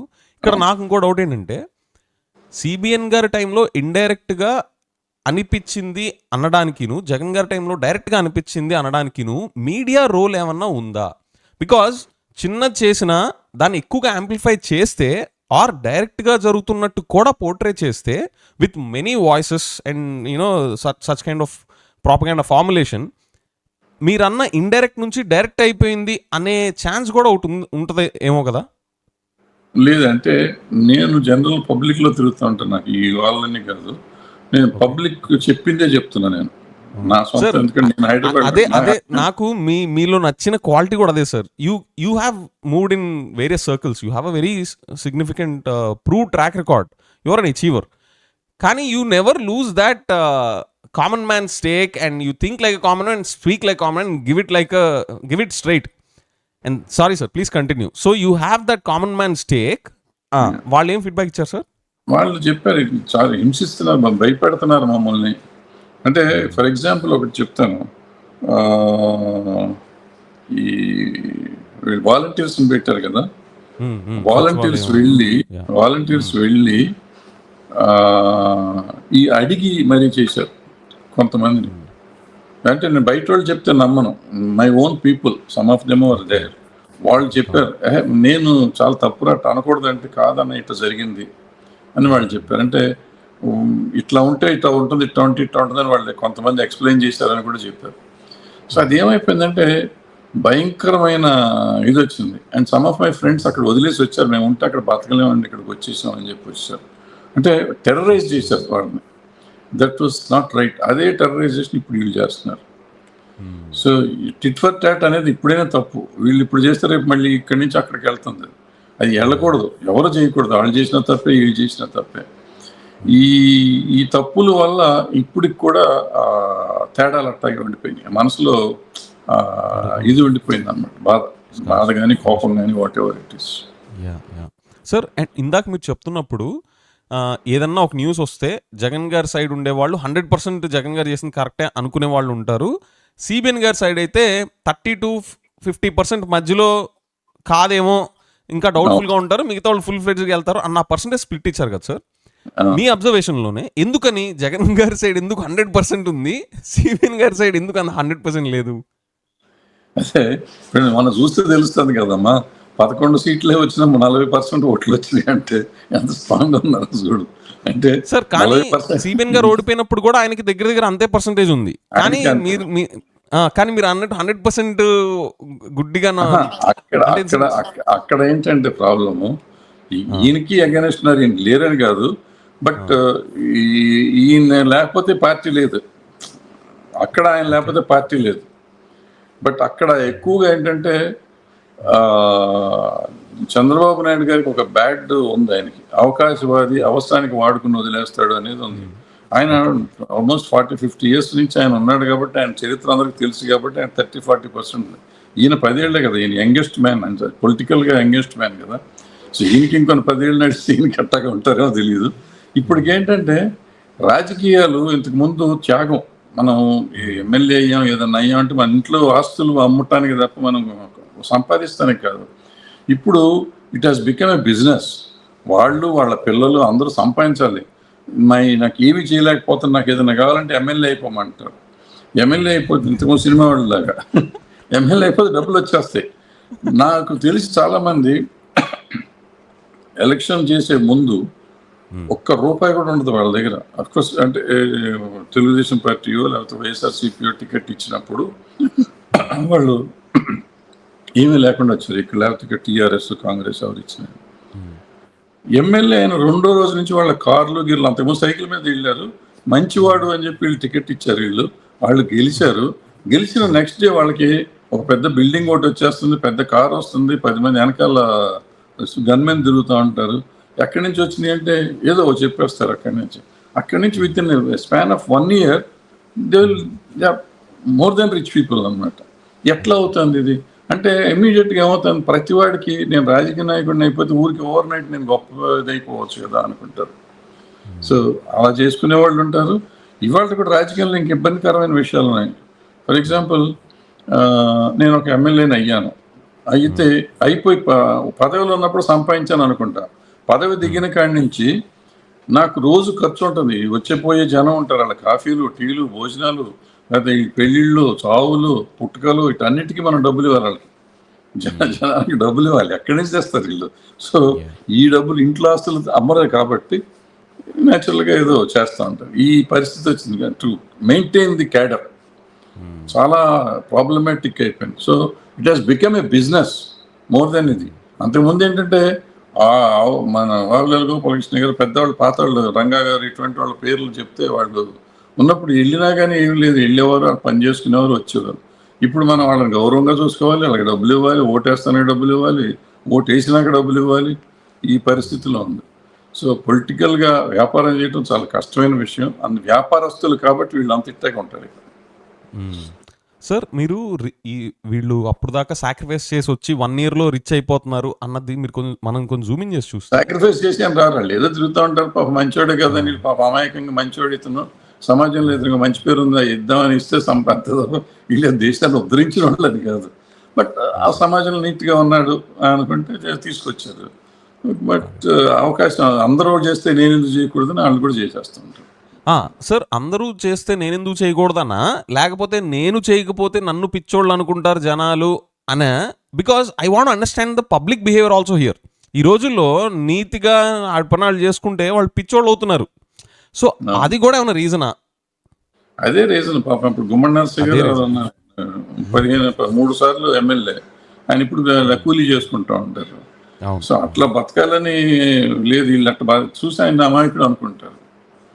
సో మనం అంతే, సమాజం మారిపోయింది, డబ్బుతో ప్రపంచం ఉంది. సో డబ్బే మా ముఖ్యమైన పరిస్థితిలో ఉన్నాం మనం అందరం, ఏం చేయలేదు నేను. సార్ ఇక్కడ డబ్బే మనం ముఖ్యంగా ఉన్న ప్రపంచం కీను ఇది వరకు జమానాతో, where people didn't come into politics for money, ఆ జమానాతో కంపేర్ చేస్తే అప్పుడు ప్రాబబ్లీ ఎకానమీ ఇంత, మన ఇండియన్ ఎకానమీ ఇంత బూమింగ్గా లేదు. ఈ ఐటీ రావడం, రియల్ ఎస్టేట్, ఇవన్నీ ఇంత బూమింగ్ సిచ్యువేషన్లో లేనప్పుడు పబ్లిక్కి binding factor will be that maybe poverty. అరే మనం ఫైట్ చేయాలి అన్న ఒక కామన్ బైండింగ్ ఫ్యాక్టర్ ఉంటుంది. కానీ ఎప్పుడైతే ఎకానమీ బూమ్ అయ్యి ఎవరికి వాళ్ళు ఇండిపెండెంట్ లైఫ్ లీడ్ చేసే క్యాపబిలిటీ, లైఫ్ స్టైల్ డెవలప్ అయిందో, పబ్లిక్లో ఆ బైండింగ్ ఫ్యాక్టర్ అనేది ఒకటి పోతుంది, number 1. And more individualistic approach start అవుతుంది. ఎప్పుడైతే ఇండివిజువలిస్టిక్ అప్రోచ్ స్టార్ట్ అయిద్దో నేను ఎవరి దగ్గరికైనా వెళ్ళినప్పుడు నాకేంటని అడుగుతారు, because that source is my individualistic approach. And therefore the necessity for today's politicians to get money through other means and also show that hey you know నా దగ్గరకు వస్తే నీకు డబ్బులు ఇచ్చేవాడిని, నీకు ఒక కెరీర్ ఉంటుంది నా దగ్గర, నేను పిచ్చోడిని కాదు, నేను నీకు ఇవ్వగలను అనే అష్యూరెన్సెస్ ఇస్తేనే అది కుదురుతుంది అనేది ఒక నా పాయింట్ ఆఫ్ వ్యూ అనిపిస్తుంది sir. How do you think this is making sense? Is reality అనా? That makes sense, that's reality. So మరి పొలిటీషియన్స్ ని మనం కరప్టెడ్ అనుకోవాలా, ఆర్ కరప్టెడ్ ఇన్ సెన్స్ వాళ్ళ దగ్గర ప్రాబ్లం ఉందనుకోవాలా, లేకపోతే జనాలు ఇండివిజువలిస్టిక్ యాటిట్యూడ్ వల్ల అనుకోవాలా, లేదా ఓవరాల్ మ్యాక్రో ఎకనామిక్ ఫ్యాక్టర్స్ వల్ల ఈ కన్జ్యూమరిజం అవ్వచ్చు, ఇండివిజువలిస్టిక్ అప్రోచ్ని ప్రమోట్ చేసే ఎకానమీ బూమ్ అవ్వచ్చు కంపేర్ టు ఎర్లియర్ డెకేడ్స్, దేనికి అట్రిబ్యూట్ చేయాలి సార్? మనమే టోటల్గా సమాజం మారిపోయింది ఇవన్నీ వచ్చేటప్పటికి. ఇప్పటికీ పావర్టీ లేదు అనే పరిస్థితులు కనపడతాను చూస్తానికి. మరి 80 కోట్ల మందికి ఆయన ఫ్రీ రేషన్ ఇస్తున్నారు ఇప్పుడు. సో అంటే పావర్టీ ఉంది, బట్ ఏమైందంటే ఈ ఐటీ భూమి వచ్చినాక కనపడుతున్న బయటికి కనపడుతున్న ప్రపంచం, రోడ్డు మీదకి వెళ్ళామంటే కార్లు విపరీతంగా తిరుగుతున్నాయి, అందరూ బిల్డింగ్లు విపరీతంగా పెరిగిపోతున్నాయి. మరి ఇంత ఉంటే ఎందుకు 80 కోట్ల మంది కాళ్ళు ఇస్తున్నారు అనేది మనకు తెలియదు. ఎక్కువగా మనకి ఏమైంది, ఫ్రీబీస్ అనేది ఎక్కువ వచ్చిన తర్వాత ఒక రకంగా లెథర్జీ వచ్చింది ప్రజలకి, కొంతమంది జనానికి. బాగున్నోళ్ళు బాగున్నాళ్ళు, లేనివాళ్ళు లేదు, లేకపోయినా దే ఆర్ హ్యాపీ. ఏదో వచ్చేస్తుంది, నడుస్తుంది, సరిపోతుంది. 2000 3000 ఇస్తారు, బియ్యం ఇస్తున్నారు, వండుకుంటాం, తింటాం. అప్పుడు ఏదైనా 1 రోజు 2 రోజులు పని చేస్తే పని దొరుకుతుంది, సరిపోతుంది, నెల గడిచిపోతుంది నెలకి. గతంలో అట్ట కాదు, లేబర్ కూలీ చేస్తేనే ఉండేది, కూలీ దొరికేది కాదు, కూలీ కూడా దొరికేది కాదు. ఇవాళ అది లేదు. ఇవాళ మనకి లేబర్ దొరకట్లేదు, మనకి ఎక్కడి నుంచి అన్ని బయట నుంచి వస్తున్నాయి. విలేజ్లో కూడా వెళ్తే విలేజ్ కూడా లేబర్ నీళ్ళే పెట్టుకున్నారంట. ఒరిస్సా నుంచి వచ్చిన వాళ్ళు, లేకపోతే బయట వాళ్ళ నుంచి వచ్చిన వాళ్ళు పెట్టుకుంటున్నారు, లేబర్ లేరు. అదే ఇప్పుడు విచిత్రం, నేను మొన్న మధ్యప్రదేశ్ వెళ్ళాను షూటింగ్లు చేసుకుంటానికి. వెళ్తే అక్కడ మెకానికల్గా మెషిన్తో చేస్తున్నారు వ్యవసాయం. మరి మన దగ్గర ఎందుకు చేయట్లేదు? అంతా ఊళ్ళో వదిలిపెట్టి వెళ్ళిపోతున్నారు అంతా. అండ్ ఊళ్ళలోకి వెళ్తే ఇంకో విచిత్రం ఏంటంటే, మన ఊళ్ళలో అంత ముసలాడి మొత్తకే ఉంటున్నారు వీధుల్లో. కుర్రాళ్ళు, యూత్ అనేవాళ్ళు ఊళ్ళలో దొరకట్లేదు, అసలు చాలా తగ్గిపోయారు. సో మొత్తం వలస వెళ్ళిపోయి అక్కడ మనకేం లేకుండా, లేబర్ లేకుండా అయిపోయి ఓ రకమైన విచిత్రంగా అవుతుంది. నాకు తెలిసి ఇంకొన్ని సంవత్సరాలు అయితే మన నిర్వీర్యంగా ఉంటుంది దేశం అంతా. సార్ నేను దాని I see your concern there, with all due respect. నేను ఆ కన్సర్న్ అర్థం చేసుకుంటానే అక్కడ నాకు ఒక ఆపర్చునిటీ కూడా కనిపిస్తుంది. ఏంటంటే, see development cannot happen equally across all regions. So cities కానీ Tier 1 Tier 2 సిటీస్, టౌన్స్, అక్కడ డెవలప్మెంట్ కాన్సన్ట్రేట్ అవుతుంది. సో దేర్ ఫోర్ ఇలాగ వీళ్ళు నెక్స్ట్ జనరేషన్ ఊర్లల్లో లేరే అన్నది ఒక కన్సర్న్ ఉంటున్నప్పుడు, ఇంకొక మంచి థింగ్ ఏంటంటే, అరే వీళ్ళు జాబ్స్ కోసం పట్టణాలు వెళ్తున్నారు, సిటీస్కి వెళ్తున్నారు, so that's also good thing అనే యాంగిల్ కూడా ఒకటి ఉంటుంది కదా sir. And therefore the need for even the governments who are giving freebies, excessive freebies, is they should focus more on not excessive freebies, create more job opportunities and development opportunities, so that the next generation will be, next generation ఇలా migrate అవుతున్న వాళ్ళకి help ఉంటుంది. At the same time migrate అవ్వకుండా అక్కడ ఉండి చేసుకోవాలన్నా కూడా అవకాశాలు వచ్చే ఛాన్సెస్ ఉంటాయి కదా అన్న దాని మీద ఉండాలి కదా. ఉంటాయి. అంటే ఇప్పుడు మనకి మన స్వతంత్రం వచ్చినప్పుడు మన దేశం 70 to 80% డిపెండింగ్ ఆన్ ఓన్లీ అగ్రికల్చరే మనకి డబ్బు సంపాదించి పెట్టేది. వర్క్ లేబర్ అనేది చాలా తక్కువ ఉండేది, ఇండస్ట్రీస్ చాలా తక్కువ ఉండేది. మెల్లిగా ఆ గవర్నమెంట్, కాంగ్రెస్ గవర్నమెంట్లు, ఆ గవర్నమెంట్స్ అన్ని మెల్లిమెల్లిగా 5 year ప్లాన్లు అన్నీ చేసుకుని మనకి కొంత ఇండస్ట్రీస్ వచ్చి మెల్లిమెల్లిగా వలస రావటం మొదలెట్టారు విలేజెస్ నుంచి. ఆ తర్వాత ఏమైంది, ఇప్పుడైతే భూమి వచ్చిందో, లిబరలైజేషన్ వచ్చినాక బయటికి వెళ్ళటం మొదలైంది, ఇక్కడికి సిటీలకు రావటం మొదలైంది. ఈ ఐటీ భూమి వచ్చిన కాడి నుంచి ఎక్కడ పడితే అక్కడ ఉద్యోగాలు రావటం, అన్ని రావటం, మొత్తం అందరూ వచ్చేసారు. అక్కడికంటే ఇక్కడ ఎక్కువ సంపాదించారు, ఎందుకంటే ఆకలి చావులు ఇవన్నీ వచ్చినాయి. అది అగ్రికల్చర్లో డబ్బు లేదు అనే ఫీలింగ్ వచ్చేసింది. వచ్చి అందరూ బయటికి రావటం మొదలెట్టేశారు. సో ఇప్పుడు మనకి తెలంగాణ ఈ స్వతంత్రం వచ్చినప్పుడు తెలంగాణ లీస్ట్ ఉండేది. ఇవాళ తెలంగాణ నెంబర్ 1 అగ్రికల్చర్ లీస్ట్ నిన్న రిజల్ట్ చూస్తుంటే. ఆంధ్ర పంజాబ్ తర్వాత ఆంధ్ర ఉండేది. ఇవాళ ఆంధ్ర ఎక్కడుందో తెలియదు, కిందకి వెళ్ళిపోయింది. రైట్. సో అంత వలస వెళ్ళిపోయారు ఆంధ్రలో జనం అంతా. ఆంధ్రలో కదా అన్ని చోట్ల వెళ్ళారు. బట్ ఫార్చునేట్గా తెలంగాణలో ఇంకా వ్యవసాయం నమ్ముతున్నారు వాళ్ళు. అది ప్రాబ్లం. ఇక్కడ వ్యవసాయం వీళ్ళకి యాక్చువల్ కొత్తగా పుట్టింది కాబట్టి నమ్ముతున్నారా, లేకపోతే ఈ కంటిన్యూ చేస్తారా? They are making money. Andhra వాళ్ళకి మరి ఆల్రెడీ దే మేడ్ మనీ. వాళ్లే వలస వెళ్ళి ఒకప్పుడు ఆంధ్ర నుంచి వెళ్తేనే వ్యవసాయం చేసేవారు. ఇప్పుడు ఇక్కడ నిజామాబాద్, నల్గొండ వీళ్ళంతా మెజారిటీ అక్కడి నుంచి వలస వచ్చిన వాళ్ళు చేసిన వ్యవసాయం. ఆ తర్వాత ఇప్పుడు అందరూ చేస్తున్నారు. అక్కడ ఉన్నవాళ్ళు ఎందుకు చేయలేకపోతున్నారు అనేది తెలియదు. అంటే మీరు చెప్పినట్టు సిటీకి వచ్చినప్పుడు అందరూ సిటీలకు వచ్చేస్తున్నారు. సిటీలకు కానీ ఈవెన్ విదేశాలకు కానీ వెళ్ళిపోతున్నారు.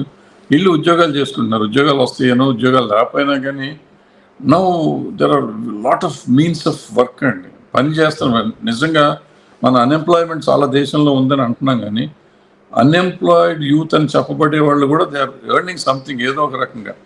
ఫర్ ఎగ్జాంపుల్ కొంతమంది యూట్యూబ్లో సంపాదిస్తున్నారు. అదే అన్ఎంప్లాయిడ్ వాడు 1 గంట 2 గంటలు యూట్యూబ్లో చేసి మీములు చేసి ఇంకోటి చేసి సంపాదించే వాళ్ళు కొంతమంది ఉన్నారు. రియల్ ఎస్టేట్లో ఒకరు 2 రోజులు తిరుగుతూ ఉంటే అక్కడ ఉంటే సైట్ ఉంది సార్ అని చెప్పి దాని మీద చేస్తే వాడు 50,000 వస్తుంది. 2 నెలలు బతికేస్తాడు. సో వాడిని కూడా నిరుద్యోగి కిందే మనం వేసుకుంటాం. సో బట్ వీళ్ళందరికీ ఏంటంటే ఇటువంటి చిన్న కూడా వ్యాపారాలు వచ్చినాయి. అండ్ బళ్ళు వ్యాపారాలు వచ్చినాయి. ఇన్ని తెలియకుండా చాలా వ్యాపారాలు పుట్టేసినాయి. అంటే సిటీకి జనం వలస రావటం వలన సిటీలో చాలా కొత్తగా ఇది వచ్చేసినాయి. Means of jobs. ఆ జాబ్స్తో ఇక్కడ డబ్బు సంపాదిస్తారని వచ్చేస్తున్నారు జనం. అక్కడి నుంచి ఇక్కడికి వస్తున్నారు. ఈవెన్ ఆటో, ఇంతకుముందు రిక్షా కూడా రిక్షా కోసం వచ్చేవారు సిటీ నుంచి. మా చిన్నప్పుడు దోబిగా జమీన్ అని ఒక సినిమా వచ్చింది. రిక్షా తోలటానికి వస్తాడు ఆయన. ఊరు సిటీకి వచ్చి రిక్షా తోలుకుని డబ్బు సంపాదించి పొలం కాపాడటానికి ట్రై చేస్తాను. సో ఇట్లా రకరకాలు ఇప్పుడు వచ్చి ఆటో తోలుకొని ఉంటున్నారు, ట్యాక్సీలు తోలుకొని ఉంటున్నారు. ఇప్పుడు కొత్తగా ఊబర్ తోలుకొని నిన్న ఊబర్లో నేను వస్తా అంటే అతను చెప్తున్నాడు నెలకు 60,000 వస్తుందండి అని. ఎవరికి వస్తుంది? బట్ కష్టపడి చేయాలి సార్ అన్నాడు. 10 గంటలు 12 గంటలు చేస్తే నెలకు 60,000 వస్తాను సార్ అంటున్నాడు. సో ఇట్లాంటి మీన్స్ వచ్చిన తర్వాత మీరు అన్నట్టు సిటీకి దెర్ ఆర్ రిసోర్సెస్ అని వచ్చేసి వాళ్ళు ఎక్కువైపోయారు.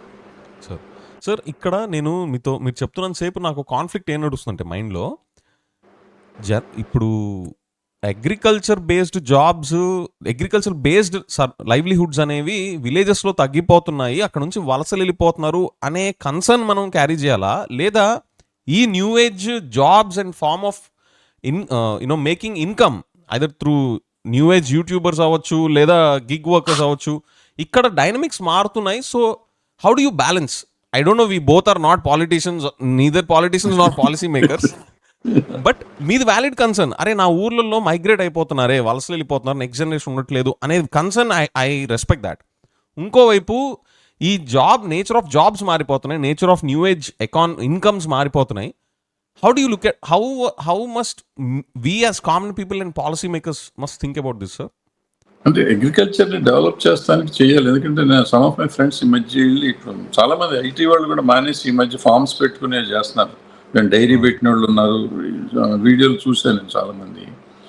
దాంట్లో probably I think another 5 to 10 years లోపల people might go back for agriculture. ఎందుకంటే అగ్రికల్చర్లో డబ్బు వచ్చేది. పామాయిల్కి చాలా డబ్బులు వస్తున్నాయి. ఇప్పుడు కోకో అని కొత్తగా స్టార్ట్ అయింది, దానికి డబ్బులు వస్తున్నాయి. ఒక్క చెట్లు వచ్చినాయి, వాటికి డబ్బులు వస్తున్నాయి. ప్లస్ ఏమంటారు దినుసులు, ఈ మెంతులు అటువంటివి ఉన్నాయి. వాటిని కూడా మళ్ళీ మన దగ్గర ఇంతకుముందు ఉండేది కదా, ఇప్పుడు కేరళలో ఉండి ఇక్కడ కూడా చేస్తున్నారు. సో ఈ క్రాప్స్ అన్నిటినీ మెల్లిగా వస్తూ ఉంటే దాంట్లో దట్ లాట్ ఆఫ్ రెవెన్యూ. ఇప్పుడు మన ఊళ్ళో మనం ఉండి మనం చేసుకునే పరిస్థితి వస్తుంది అనే రియలైజేషన్ వచ్చి మెల్లిగా బయలుదేరుతున్నారు. Probably another 10 years I think. ఇక్కడ లేకపోతే అక్కడికి వెళ్ళే వచ్చే పరిస్థితి. సార్ ఇది నిజంగా ఒక సీరియస్ ట్రెండేనా సార్? బికాజ్ నాకు నేను అంత గ్రౌండ్లో తిరగలేదు కాబట్టి నాకు lack of first hand experience నేను అడుగుతున్నాను. Please excuse me if I sound ignorant, but that's my actual situation out of lack of first hand experience.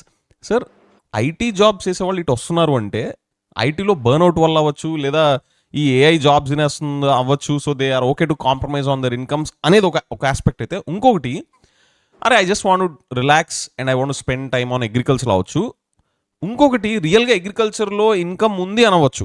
ఇప్పుడు మీరు థర్డ్ పాయింట్ అంటున్నారు, అగ్రికల్చర్ రియల్గా ప్రామిసింగ్ ఇన్కమ్ కనిపిస్తుంది because of this commercial crops and all అనేది. Actually I want to zoom in on that sir, because at the end of the day మన దగ్గర land parcels are short, less than 2 acres.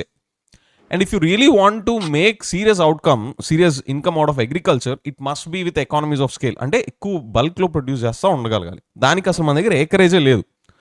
So I really doubt this switch in IT jobs to commercial crops production. I don't know sir, I'm not really sure whether there is really promising income there are not. Yeah ఉంది, లేదని కాదు, ఉంది 100% ఉంది.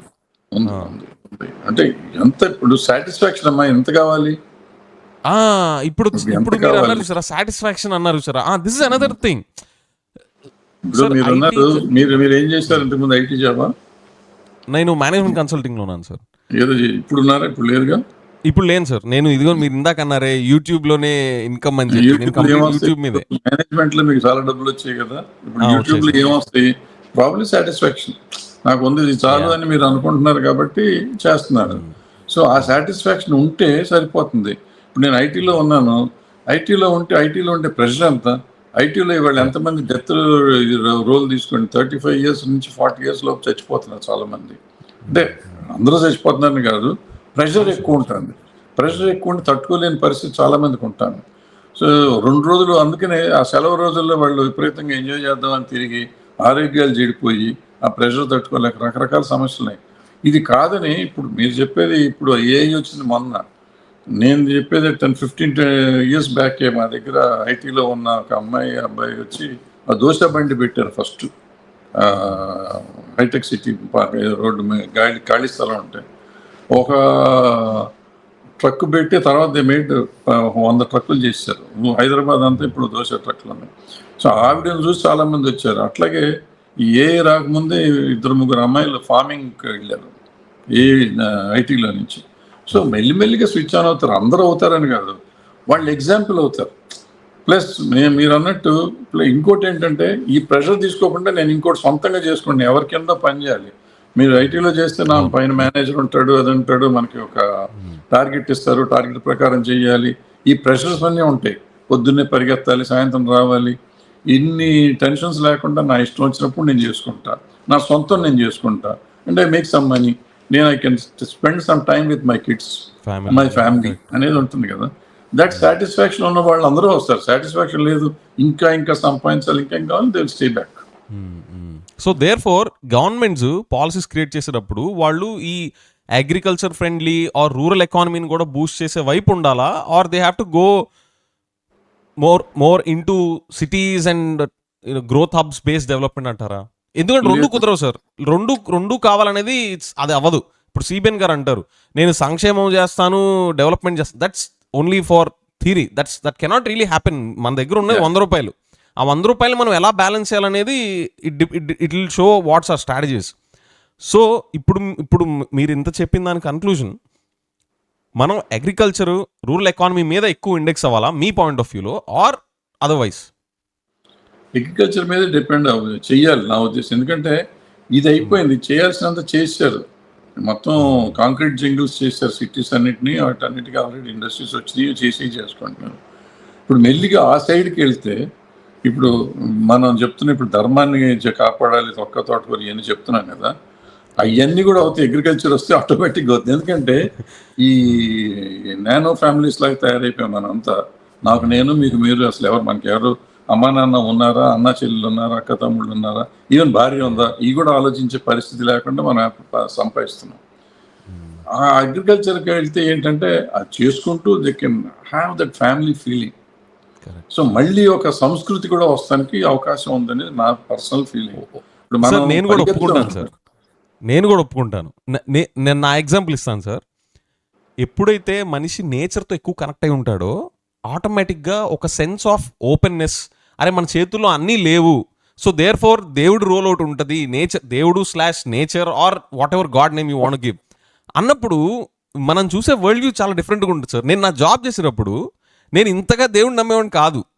భక్తి కాస్త ఉండేది, on and ఆఫ్గా నేను పట్టించుకునేవాడిని కాదు, లేదా అలా ఉండేది. కానీ నేను ఈ పాడ్కాస్టింగ్లో నా సొంత కాళ్ళ మీద నేను ఒకటి స్టార్ట్ చేసిన తర్వాత I'm understanding that Dude there is nothing real in your control. You have to let go of many things and focus only on what you can only control అన్నప్పుడు నాకు నేచర్ని రెస్పెక్ట్ చేయడం, గాడ్ రోల్ ఇంత ఉందా, నాకు తెలియని కూడా చాలా జరగడం, నా చేతుల్లో లేనివి మంచి విషయాలు అండ్ ఆల్సో చెడ్డ విషయాలు కూడా, that's part of the game. So ఎప్పుడైతే నేను దీన్ని అగ్రికల్చర్తో పోల్చట్లేదు సార్, కానీ అగ్రికల్చర్లో the nature of activity in agriculture is you have to take the risk. మీకు పంట రావాలంటే నేచర్ సహకరించాలి, మీది కూడా ఉంటుంది, and there are many variables versus doing a job and coming back to home after 5 or 6 PM. So మీరు చెప్పిన దాన్ని బాగా కనెక్ట్ అవుతున్నాను. ఈ అగ్రికల్చరల్ ఎకానమీ కైండ్ ఆఫ్ వాటి మీద ఎక్కువ నేను చెప్పేది అగ్రికల్చర్ మీదనే కాదు సార్, ఆ ఫిలాసఫీలోకి వెళ్తే నేచర్తో ఎక్కువ సింక్లో ఉంటాం. ధర్మం or god or whatever name you want give, మనకు ఆ థింకింగ్ బెండ్ పెరుగుతుంది అండ్ మన వాల్యూస్ కూడా స్ట్రెంథన్ అవుతాయి. Because there will be instances where you will be put to test, dude who are you. ఇప్పుడు నీకు ఆప్షన్స్ అన్ని ముందుంటాయి, you tell me who are you అని ఇంత పెద్ద స్పీకర్స్తో సౌండ్ వస్తూ ఉంటుంది. అప్పుడు కనుక మన వాల్యూ సిస్టమ్ సరిగ్గా లేదా, ఖతం, గేమ్ గాన్, ఓవర్.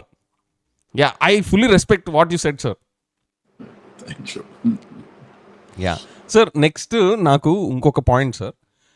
అర్నబ్ గారి డిస్కషన్స్ అవ్వచ్చు, నేషనల్ మీడియాలో డిస్కషన్స్ అవ్వచ్చు, ఈవెన్ స్టేట్ మీడియాలో కూడా డిస్కషన్స్ అవ్వచ్చు, not only in main stream media but public discourse in general. Jagan గారి రిలీజియన్ ఒక టాపిక్ అవుతుంది. Do you think that matters? అసలు రిలీజియన్ గురించి మాట్లాడతాం ఇంత ఫూలిష్నెస్ లేదు. ఆయన ఉంది, మేము అందమండి, ఇంకోటిదా ఉండి. ఈ దేశం మనం కాన్స్టిట్యూషన్ పెట్టింది అందరికీ సర్వమానవ సౌభాతృత్వం అని మనం అంటాం. మరి ఇది ఎందుకు వచ్చింది సడన్గా, ఇది ఎందుకు మాట్లాడుతున్నాం మనకు తెలియదు. అతన్ని మతాన్ని గురించి మాట్లాడి అతని గురించి వాళ్ళే ఓపెన్గా, ఆవిడ ఎప్పుడు బైబిల్ పట్టుకునే తిరిగేది వాళ్ళ మదర్. అంటే ఆటోమేటిక్గా తెలుసు, ప్రపంచం అంతా తెలిసి వాళ్ళు క్రిస్టియన్స్ అని. కొత్తగా దాన్ని క్రిస్టియన్ అని చెప్పి మనం చెప్పి దాన్ని చేయాల్సిందే లేదు. సో ఎందుకు చేస్తున్నారు అంటే, ఈ ఆఫ్ లేట్ ఈ దేశంలో ఈ మతతత్వం పెరిగిపోయింది, హేట్రెడ్ పెరిగిపోయింది మనుషుల్లో. ఒక రకమైన దాన్ని చాలా అసహ్యమైన ఇది వచ్చేసింది. దాంతో అది పెంచుకుంటూ పోతా ఉంటే ఇంకా బెటర్ కదా. ఓటింగ్ రాజకీయ అవసరాల కోసం చేయటం ఇదంతా. అంటే మనిషిని ప్రేమించొద్దు, మనిషిని ద్వేషించే పరిస్థితి వచ్చింది. ద్వేషం పెంచుకుంటూ పోతున్నాం మనం. ఆ పెంచే ప్రక్రియలో ఇతని మతాన్ని గురించి ఎక్కువ మాట్లాడుతున్నారు. సార్ ఇప్పుడు మనకి ఎప్పుడో బ్రిటిష్ వాడు ఎప్పుడో జరిగింది, అంతకుముందు ఔరంగజేబు ఎప్పుడో అంతకుముందు జరిగింది. ఇప్పుడు ఔరంగజేబుని గురించి మాట్లాడుతున్నాం, లేకపోతే దీని గురించి బ్రిటిష్ వాళ్ళ గురించి మాట్లాడుతున్నాం. ఎందుకు మాట్లాడుతున్నాం తెలియదు, అయిపోయింది. ఇప్పుడు మనం ఏం చేయాలి, ఇవాళ ఏంటి అని కదా మనం మాట్లాడాలి. ఇవాళ సంగతి మాట్లాడితే ఇవాళ డెవలప్మెంటో లేకపోతే ఇంకోటో మాట్లాడాలి. అందుకనే మనం గతంలో ఔరంగజేబు చేశాడు, లేకపోతే ఇంకోటి చేశాడు, లేకపోతే నెహ్రూ చేశాడు, లేకపోతే గాంధీ చేశాడు అని మనం మాట్లాడుతున్నాం తప్ప ఇవాళ నేను ఇది చెయ్యాలి చేస్తానని చెప్పట్లా నేను. సో నేను ఎందుకని ఈ కులాన్ని మతాన్ని అడ్డం పెట్టుకుంటే, ఇందాక నేను మీకు చెప్పినట్టు ఈ మతం కానీ దేవుడు కానీ ఎప్పుడు నీకు సెంటిమెంటల్గా చాలా హెల్ప్ చేస్తుంది. పోలరైజేషన్కి బాగా హెల్ప్ చేస్తుంది, ఎలక్షన్కి బాగా హెల్ప్ చేస్తుంది. సో దాన్ని వాడుకోవటానికి ప్రయత్నం చేస్తాం. సార్ ఇప్పుడు సిబిఎన్ గారు కూడా ఈ ట్రాక్ రావడం అనేది ఆయనకు అసలు ఎంత అబ్బుతుంది అనాలా? అసలు మీరు are you okay to see CBN garu through this lens? Because I'm not. నాకు అసలు ఆయన డెవలప్మెంట్ చేశారు అని చెప్తారు, I have my doubts, but ఆయన డెవలప్మెంట్ వైపు సెంటర్ చేసుకొని పాలిటిక్స్ చేస్తూ ఉండే వ్యక్తి ఇలాగ ఈ లెన్స్ తీసుకోవడం, ఆర్ యూ సీయింగ్ ఎనీ, మీకు ఎలా అనిపిస్తుంది ఇది? అంటే ఇప్పుడు మనం అబ్బుతుందా? I think that's the right word. Chandrababu Naidu garu development చేయలేదంటే మనం తన్ని కొడతారు, తరిమి కొట్టి చంపేస్తారు జనం. నేను డెవలప్మెంట్ చేయలేదు అనట్లేదు సార్, ఆయన చెప్పే అంత దాంట్లో నాకు చాలా ఆయన చెప్పేది హైదరాబాద్ ఆయన ఏం కట్టలేదు. ఆయన చెప్పినట్టు అదేంటి సెల్ ఫోన్లో ఆయన తీసుకురాలేదు, లేకపోతే ఐటీ ఆయన తీసుకురాలేదు. ఐటీ ఆయన అదృష్టం ఏంటంటే ఆయన వచ్చిన టైంలో ఆయన ఎన్టీ రామారావు గారిని పడేసి వచ్చిన ఎన్టీ రామారావు గారిని మర్చిపోవటానికి చేసిన హెల్ప్ ఐటీ వచ్చింది ప్రపంచంలో. వచ్చిన యాక్చువల్గా Bengaluru was topping that IT ఆ రోజుల్లో. మనం ఇక్కడ 4వ ప్లేస్ 5వ ప్లేస్లో ఉన్నాం. బట్ ఈయన దాన్ని కొంచెం ముందుకు తీసుకెళ్ళాడు, ఏదో చేశాడు. ఆయన చేసిన కంట్రిబ్యూషన్, చంద్రబాబు నాయుడు గారి కంట్రిబ్యూషన్ లేదంటే అది అన్యాయం, మోసం అవుతుంది. His contribution is definitely there. So దాన్ని ఆయన he could promote himself. And Chandrababu Naidu garu మేజర్గా ఏంటంటే ఆయనకి పవర్ అనేది ఇంపార్టెంట్. దానికోసం ఆయన ఎనీ పొలిటీషియన్ ఫర్ దట్ అంటే ఆ ఇన్స్టింక్ట్ ఉండాలండి అసలు ఫస్ట్. ఇవాళ ఆ ఇన్స్టింక్ట్ ఉంటే నిలబడతారండి. నేను ముఖ్యమంత్రిని అవ్వాలి అని అనుకుంటేనే జగన్ అయ్యాడు, నేను ముఖ్యమంత్రిని అవ్వాలనుకుంటే చంద్రబాబు నాయుడు గారు పడిలేసి అయ్యారు, నేను ఉండాలి అనుకుని రాజశేఖర రెడ్డి గారు అయ్యారు. సో ఉండక్కర్లేదు, నాకేందుకైనా ఊరికి పనిచేస్తాను సమాజం కోసం అంటే వాళ్ళ జీవితంలో మంత్రి కాదు కదా, ఎమ్మెల్యే కూడా అవ్వరు, అక్కడ తిరుగుతూనే ఉంటారు. సో ఆ ఇన్స్టింక్ట్ ఉండాలి. ఆ ఇన్స్టింక్ట్ కోసం ఆయన ఏదైనా చేస్తాడు, ఎంత దూరమైనా వెళ్తాడు. ఇన్స్టింక్ట్ కాదు, ఆయన ఆ పదవి కోసం ఎంతకైనా వెళ్తాడు. సో ఆయన మనం తప్పట్టకల్లా ఆయన దేశం అది నేను ముఖ్యమంత్రి అవ్వాలనుకున్నట్టు చేస్తున్నాడు. దానికోసం రకరకాల గిమ్మిక్లు చేస్తారనుకోవచ్చు, లేకపోతే ఆ డెవలప్మెంట్లు చేస్తూ ఉంటారు. ₹1 చేస్తే ₹10 దాన్ని ప్రమోట్ చేసుకుంటాడు ఆయన. ఆ ప్రమోషన్ మనకు నచ్చుతుంది. చెప్పండి. Sorry sir, please finish your point. Sorry, point. అంటే నాకు అంబిషన్ ఉండడం వేరు, పాలిటీషియన్ గా ఉన్నప్పుడు ఒక పలానా ఆ చైర్లోకి వెళ్ళాలి అని అంబిషన్ ఉండడం వేరు. I will not judge, respect. కానీ దానికోసం మనం తీసుకునే approach will decide the actual policies and everything. So CBN గారు నేను డెవలప్మెంట్ చేస్తాను, అది చేస్తాను, నేను సింగపూర్ చేస్తాను అని చెప్పినవి ఆ ట్రాక్లో వెళ్ళడానికిను రిలీజియన్ని ఆయన ఒంటికి పూసుకోవడానికి అసలు ఇది సిబిఎన్ గారి దానికి సింక్ అవుతుంది అనుకుంటున్నారా? That's my question. సింక్ అవుతుంది, యాక్చువల్గా సింక్ అవుతుంది. ఆయన నిజంగా కూడా అది కాదు. కానీ ఇప్పుడు ఏమైపోయిందంటే దేశం అంతా ఒక రూట్లో మారింది. ఈ లాస్ట్ 10-12 years నుంచి దేశంలో ఈ మతతత్వం పెరిగిపోయింది. వచ్చినాక అందరూ వెళ్తున్న దారిలో నేను వెళ్ళాలి. ఆయన అందరూ వెళ్ళే దారిలో వెళ్తాడు. ఐటీ ఆ రోజు వచ్చినప్పుడు అందరూ కంటే ముందు ఆయన పరిగెత్తుకెళ్ళి రేస్లో ముందుకు వస్తానికి ప్రయత్నం చేశాడు. 4th, 5th ఉండి చేశాడు వస్తుంది. అట్లాగే ఇప్పుడు హిందూ తత్వం వచ్చే ఇప్పుడు నార్త్ అంతా ఎందుకు బీజేపీ వస్తుంది. సో బేసిక్గా అది వచ్చేసింది. సో ఇక్కడ ఈయనకుండే 40% 38% ఈయనకు ఉంది మొదటి నుంచి.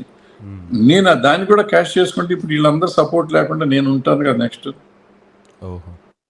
నేను దీన్ని కూడా క్యాప్చర్ చేయగలిగితే, ఈ వాట్ ఎవర్ మీరు అన్న తత్వాన్ని క్యాచ్ చేయగలిగితే నా 38% నాకు ఎట్టగా ఉంది. 3-4% వస్తే జీవితాంతం నేను నా పార్టీ ఉంటుంది. Sir then what will be the difference between him and Pawan Kalyan garu? ఏం లేదు, ఎందుకు ఉండాలి? Is a politician, this man also, both are politicians. అయ్యయ్యో సార్, అదేంటి సార్, పాలసీస్ వాళ్ళ ఐడియాలజీ ఇవే మ్యాటర్ అవ్వవా? ఐడియాలజీలు ఉన్నాయా? What you mean? మీకేం అర్థమైందో నాకు అర్థం కాదు. నాకు తెలిసినంత పెద్ద ఐడియాలజీ ఉన్నవాళ్ళు ఏం కాదు వీళ్ళు. ఎందుకంటే లాస్ట్ 10 years మీరు తీసుకోండి, వాట్ ఎవర్ స్టేట్మెంట్ వాళ్ళు ఇచ్చిన స్టేట్మెంట్ని ఎప్పుడు కాంట్రడిక్ట్ చేయకుండా, మీరు వీడియోలు వచ్చినాయి కాబట్టి లక్కీగా వాళ్ళ అన్నీ కనపడతా ఉంటాయి. మనం వేస్తా పోయామనుకుంటే 4 hours to 5 hours వీళ్ళిద్దరు ఎప్పుడు ఎవరిని తిట్టారు. ఇప్పుడు మోడీ గారు ఎన్ని తిట్లు తిట్టాడు, ఈయన అసెంబ్లీలో తిట్టారు, అక్కడ తిట్టారు, ఇక్కడ తిట్టారు. వాళ్ళు మోడీ లేకపోతే లేదంటున్నారు. అదే పవన్ కళ్యాణ్ గారు ఎంత తిట్టారు మోడీ గారిని. ఆయన నిన్న అంటున్నారు 140 కోట్ల మందికి ఆయన ప్రధానమంత్రి, ఆయన మనం కాపాడే స్టీల్ ప్లాంట్ విషయంలో చెప్తున్నారు. ఆయన స్టీల్ ప్లాంట్ రాకపోతే జగన్ నీచుడు వాడు ఎవరు మోడీ గారు ఇవ్వకపోతే ఆయన సొంత చూస్తామన్నాడు. అటువంటిది ఈయన వచ్చి 140 కోట్ల మందికి ఆయన రిప్రజెంట్, ఆయనకి మనం సపోర్ట్ చేయాలి కాబట్టి వదిలేద్దాం స్టీల్ ప్లాంట్ అని చెప్తున్నాడు. సో వీళ్ళన్నీ ఈ రాజకీయవేత్తలు అంతే అట్లాగే ఉండాలి, ఉంటేనే గెలుస్తారు వాళ్ళు. జగన్ గారు ఎందుకు ఆ వేవ్ తీసుకోలేదు? నార్త్ అంతా ఆ వేవ్ ఉంది కదా, జగన్ గారు ఎందుకు because he has maybe he might have had high chances of winning had he taken that route కదా. మీరు అంటున్నారు తీసుకున్నారని వాళ్ళు అంటారు. ఎందుకంటే ఆయన ఆ క్రిస్టియన్ ఓటింగ్ మీద ఆయన ఆధారపడి ఉన్నాడు. క్రిస్టియన్స్ ని చేశాడు. ఓకే. సో క్రిస్టియన్ ఓట్ ఆయన మీద ఆయనకు ఉంది, రెడ్లు ఓట్ ఆయనకు ఉంది. సో ఆయన వాళ్ళిద్దరిని కాపాడుకుంటానే వస్తున్నాడు. సో ఆయనకు ఉండేది ఆయనకు ఉంది. బట్ ఆయన అంత ఓపెన్గా పెద్దగా ఏమీ చేయకపోవచ్చు. బట్ ఇప్పుడు మత మార్పిడి అని చెప్పి ఆయన మీద తోస్తున్నారు అంతా. మత మార్పిడి అసలు మత మార్పిడికి వస్తే జగన్ సంగతి వదిలిపెట్టండి పక్కన. ఈ దేశంలో మనిషి క్రిస్టియన్గా కానీ ముస్లింగా కానీ ఎందుకు మారుతున్నాడు? బేసిక్ కిందకి ఎందుకు వెళ్ళట్లేదు వీళ్ళు? మారటం తప్పు అంటున్నారు, 100% కరెక్ట్. మారటం తప్పు. ఎందుకు మారుతున్నా? నాకు ఆకలేసింది. నేను మొన్న ఎవరిని అడిగాను, నా ఫ్రెండ్ ఒక అతను మారాడు, అంటే వాళ్ళు క్రిస్టియానిటీలోకి ఉన్నారు, వాళ్ళ పేరెంట్స్ మారారు. మీరు ఎందుకు మారారని అడిగాను. మీ ఫాదర్ ఎందుకు మారుంటారని. అతను చెప్పింది చూస్తే నాకు నిజంగా బాధాకరమైన విషయం. వీళ్ళు పుట్టినప్పుడంట ఈ పాల డబ్బులు లేవంట. సో పాల డబ్బాలు, చర్చికి వెళ్తే పాల డబ్బాలు ఇచ్చేవారంట ఆ రోజుల్లో. పాల డబ్బాలు ఇస్తాం కోసం పాలు కావాలంటే వీళ్ళ మదర్ ఫాదరు వీళ్ళు వ్యవసాయం చేస్తే కూలీలకు డబ్బులు అవి కూడా వచ్చాయి కదా. సో వాళ్ళ పేరెంట్స్ వెళ్ళి చర్చికి వెళ్ళటం మొదలెట్టారు. చర్చికి వెళ్తే వారం వాళ్ళు పాల డబ్బాలు ఇస్తే వీళ్ళని పాల డబ్బాలు చెప్పించారు. సో అంటే ఇప్పుడు మనకి ధర్మేంద్ర గారు, హేమాలిని గారు పెళ్లి చేసుకుంటానికి ముస్లిమ్స్ అయ్యారు, ఇద్దరు ముస్లిం అయ్యారు. అంటే నేను 2 పెళ్ళిళ్ళు 3 పెళ్ళిళ్ళు చేసుకోవాలంటే ముస్లింగా మారాలి, అదొక అవకాశం ఉంది ఈ దేశంలో. సో ఇట్లా అక్కడేదో బెనిఫిట్స్ వాళ్ళకు ఉన్నాయి. ఏ బెనిఫిట్ ఉందో దానికోసం అక్కడికి వెళ్తున్నారు. ఆ బెనిఫిట్ ఎందుకు ఇస్తున్నావు నువ్వు? మన కాన్స్టిట్యూషన్ ఇచ్చిందా, లేకపోతే మనం ఇచ్చామా, మన సమాజం ఇచ్చిందా? నువ్వు వాళ్ళని బయటికి వెళ్ళే పరిస్థితి మనం చేస్తున్నాం. మనం ఎందుకు చేస్తున్నాం? ఇప్పుడు వీళ్ళని, మన దేశం దరిద్రం ఏంటంటే ప్రధాన పౌరులు అనేవాళ్ళు కూడా కొన్ని గుళ్ళకి వెళ్ళకూడదు వాళ్ళకి. ఎందుకంటే బికాస్ క్యాస్ట్ బేస్ ఉంది కాబట్టి వాళ్ళు పలానా గుళ్ళోకి వీళ్ళు రాకూడదు, గుళ్ళోకి రాకూడదు అంటారు. ఇంకా ఉందా ఇప్పుడు? ఎందుకు లేదు? ప్రెసిడెంట్ ఆఫ్ ఇండియా వెళ్ళొచ్చు అన్ని గుళ్ళకి. ప్రీవియస్ ప్రెసిడెంట్ వెళ్ళారు, ఇప్పుడు ప్రెసిడెంట్ వెళ్తారా, వెళ్ళొచ్చా? ఓకే, కనుక్కోండి, మీరు ఒకసారి చెక్ చేయండి. షూర్. ఇది లేనప్పుడు ఇది ఉంటే, ఈ సమాజం ఇట్లా ఉంటే మనం ఏం చేస్తాం? ఊరికే మనం పైన కూర్చోబెడడానికి మనుషులు కులాలు మాట్లాడుతున్నాం. మరి వాళ్ళకి హక్కు కూడా ఇవ్వాలి కదా. వాళ్ళు ఎందుకు వెళ్ళరు అవతలకి? ఇప్పుడు నన్ను చర్చిలోకి రాణిస్తున్నారు సార్, గుళ్ళోకి రానివ్వట్లేదు. నన్ను గుళ్ళోకి ఎందుకు రానివ్వట్లేదు? గుళ్ళోకి రాణిస్తే నేను నాకు చర్చికి ఎందుకు వెళ్తాను? నేను సింపుల్, నాకు దేవుడి మీద అభిమానం ఉంటుందిగా. అంతే. నాకు ఎవరైనా దేవుడే నా ఫీలింగ్. ఈయన కాబట్టి ఆయన వేస్తాం. అక్కడికి వెళ్తే ఇంకా ఎక్స్ట్రా నాకు డబ్బులు ఇస్తారేమో, లేదా పాల డబ్బాలు ఇస్తారేమో. ఇప్పుడు ఏమిస్తున్నారో తెలియదు నాకు. అవును సార్, ఆ బాధలో ఉన్న వాళ్ళకి ఆ పాల డబ్బానే ప్రాణంతో సమానం కదా సార్, చిన్నపిల్లలు క్యారీ చేస్తున్నప్పుడు. సో ఇవన్నీ మనం ఎందుకు పట్టించుకోవట్లేదు? దాని గురించి మాట్లాడడం. జగన్ మార్పులు చేస్తున్నాడు, లేకపోతే ఇంకో పుల్లయ్య మార్పులు చేస్తున్నాడు, ఇవన్నీ మనం మాట్లాడతాం. అసలు మార్పు ఎందుకు చేస్తున్నారు? దీన్ని మనం అరికడదాం, దీన్ని సమూలంగా నాశనం చేద్దాం అనేది ఎవరన్నా ఆలోచిస్తున్నారా? సార్, ఒక 3 రీజన్స్ చెప్పండి ఎందుకు మారుతున్నారు అని మీ అబ్జర్వేషన్. నాకేం తెలియదు. ఇప్పుడు చెప్పాను కదా, నాకు 2 రీజన్లు చెప్పాను. నాకు అంటే పెళ్లి చేసుకుంటానికి వెళ్తున్నారు, ఫుడ్ కోసం వెళ్తున్నారు. Okay sir, then in that case మీరు ఇందాక సిబిఎన్ గారు ట్రెండ్ని ఫాలో అవుతున్నట్టు to secure his ambition, Jagan garu కూడా ఆయనకున్న minority vote base or whatever vote బేస్తో పాటు నేను మోదీ గారితో కలిస్తేనో ఎన్డీఏ దాంట్లో ఫామ్ అయితేనో నేను ఆ ఓట్ బ్యాంక్ కూడా తెచ్చుకునే ఆపర్చునిటీ ఈయనకు కూడా ఉంది కదా. సిబిఎన్ గారికి ఎంతైతే ఉందో ఆయన 40% ఓట్ బ్యాంక్ ప్లస్ నాకు ఎన్ని వస్తే అన్ని అనే స్కోప్ ఆయనకి ఎలా అయితే ఉందో జగన్ గారికి కూడా ఉంది కదా. ఆయన ఎందుకు ఎక్సర్సైజ్ చేసుకోలేదు అనుకుంటున్నారు? అతను జగన్ అనే ఆయన మూర్ఖుడు, మొదటి నుంచే మూర్ఖుడు. ఆ మూర్ఖత్వం అట్టగా ఉంది ఆయనకి. మూర్ఖత్వం నుంచి బయటికి రాడు. సో ఆయన మూర్ఖత్వమే ఆయన ఓడగొట్టింది. లేకపోతే ఆయన కలిసి ఉండాలి అంటున్నారా? కలిసే ఉండేవాడు కదా మోడీతో. ఆయన ఎప్పుడు విరోధం ఎప్పుడు లేదు ఆయనకి.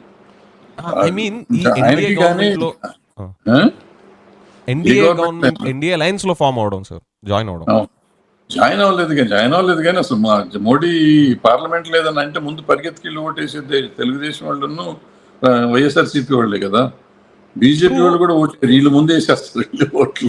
ఇష్యూ బేస్డ్ ఫైట్ అని ఆయన చెప్పారు, కానీ అంత ప్రొనౌన్స్డ్గా మోదీ గారితో ఉంటే దాని బెనిఫిట్స్ ఈ మీరు అన్నట్టు విన్నింగ్ బెనిఫిట్స్ చాలా హ్యూజ్ స్కేల్ ఉన్నప్పుడు జగన్ గారు ఎందుకు వెళ్ళి ఉండరు సిబిఎన్ గారు వెళ్ళినట్టు? Leaving is development brand position, that's my question. లేదు బ్రాండ్ పొజిషన్ ఏంటంటే ఆయన క్యాల్కులేట్ చేసుకున్నాడు, నేను 80 కోట్ల మందికి ఫ్రీ బిల్ ఇస్తున్నాను, డబ్బులు ఇస్తున్నాను, సంథింగ్ వాట్ ఎవర్, నాకు వాళ్ళు డబ్బులు అవుతారు, ఆడవాళ్ళకి ఇస్తున్నాం కాబట్టి మగవాళ్ళకి ఇస్తే ఆటోమేటిక్గా 160 ఓట్లు వస్తే 1,60,00,000 వస్తే గెలుస్తాను అనుకున్నాడు. నేను అప్పుడే ఒక ఇది చేశాను, నీకు 1,20,00,000 కంటే ఓట్లు రావని చెప్పాను, ఒక వీడియో పెట్టి అప్పట్లో నేను చెప్తే అంతే వచ్చినాయి, 1,20,000 1,05,00,000 అటు ఇటుగా వచ్చినాయి ఓట్లు. సో అంటే నేను పండితుడని కాదు, ఏమవుతుందంటే అప్పుడు ఆయన చేసినప్పుడు ఆయన కొన్ని నిజంగా మూర్ఖత్వంగా చేస్తూ ఉంటాడు. ఈ మందు రేట్లు పెట్టారు, మందు రేట్లు ఆయన దెబ్బ కొట్టినాయి మొన్న ఎలక్షన్లో. వీళ్ళందరూ కలవటం ఇవన్నీ కాదు, మందుకు రేట్లు పెట్టి మంచి మందులు లేకుండా ఏదో వాళ్ళు అడిగే బ్రాండ్లు కాకుండా వేరే బ్రాండ్లు ఇచ్చి, సో మందు బాబులు అందరూ అగెనెస్ట్ చేశారు. దట్ 5% దెబ్బ కొట్టింది మొత్తం, వేరే దెబ్బ ఏం కొట్టలేదు. ఆ 5% made lot of difference here. So ఆయనకి అంటే అది ఎందుకు చెప్తున్నానంటే కేవలం ఆయన ఒక మూర్ఖత్వంగా ఆలోచిస్తాడు కొన్ని విషయాలు. ఆ మూర్ఖత్వంలోనే బీజేపీ సైడ్ వెళ్ళలేదు, కలవడం. నేను బీజేపీ నాకు బయట నుంచి సపోర్ట్ చేయండి, లేదా నేను బయట నుంచి సపోర్ట్ చేస్తాను, కానీ నేను నాతో కలుపుకుని గెలవను అనేది ఆయన అయ్యి ఉంటుంది అనుకుంటున్నాను. నాకు personally I never discussed with him, nor I never met him also. Sir ఇది జగన్ గారికనే కాదు, ఏ పాలిటిషియన్ కూడా, or for that matter any leader who wants to establish his brand in the market or in the public, వాళ్ళు రాడికల్గా in a constructive way వాళ్ళు అనుకున్నది చేసి తీరకపోతే they cannot secure that, and therefore అది ఓడిపోతేనేమో మూర్ఖత్వం అనిపిస్తుంది, గెలిస్తేనేమో పట్టుదల అనిపిస్తుంది. అది కరెక్టే, అది కరెక్ట్, మీరు చెప్పింది కరెక్టే. బట్ ఎందుకు నేను మూర్ఖత్వం అన్నానంటే ఇంతకు ముందు చెప్పానే ఎగ్జాంపుల్స్, అటువంటి చేయకుండా ఉంటే ఇది పట్టుదల అనేవాడిని. కొన్ని అటువంటి మూర్ఖత్వాలు చేశారు కదా, ఇది కూడా మూర్ఖత్వం అనే ఫీలింగ్ ఉంటుంది. అంటే రాజకీయంగా నేను ఉండాలి అనుకున్నప్పుడు, ఇప్పుడు సిబిఎన్ గారు వాళ్ళని ఎగ్జాంపుల్గా తీసుకున్నాం, ఈవెన్ పవన్ కళ్యాణ్ గారిని, వాళ్ళకి అవసరం లేనప్పుడు తిట్టారు, అవసరం వచ్చినప్పుడు మళ్ళీ కలిశారు. సో ఆ పట్టు విడుపులు అనేది రాజకీయంలో ఉండాలి. సో ఈయన వచ్చినప్పుడు అసలు అనవసరంగా కొన్ని పట్టుదలలు పట్టాడు, పట్టకుండా ఉండుంటే అసలు ఉండేవాడు ఆయన. అదే పట్టుదల మనిషి కాబట్టి ఇక అటువంటి చేస్తానన్నాడు. ఇది కూడా అలాగే వచ్చింది, నేను సోలోగా గెలవాలి, సోలోగానే ఉంటాను అనేది ఒక ధైర్యం, గెలుస్తానని ఆయన నమ్మకం కూడా వచ్చింది. అంటే దానికి ఇప్పుడు నేను ఇంతకు ముందు కూడా చెప్పేవాడిని, మొదటి నుంచి నా స్లోగన్ ఒకటే, చంద్రబాబు నాయుడు గారు జగన్మోహన్ రెడ్డి గారు భస్మాస్తులు వాళ్ళు, వీళ్ళిద్దరు వీళ్ళే చేయి పెట్టుకుంటారు. అలాగా sir, that in that case any politician winnowing ఎవరు గెలిచినా వాళ్ళకి వాళ్ళు ఓడిపోవాల్సిందే కదా సార్. సో ఆయన తప్పులు చేస్తే ఈయన గెలుస్తాడు, ఈయన తప్పులు చేస్తే ఆయన గెలుస్తాడు. వాళ్ళకి బలం మీద గెలవటం కాదు, ఎదుటివాడి తప్పుల మీద గెలుస్తారు. In that case sir, you know పాలిటిక్స్లో సూసైడ్సే ఉంటాయి, ఇంకా వేరే ఏం ఉండవు అన్న సామెత కూడా I think it is synonymous to what you just said.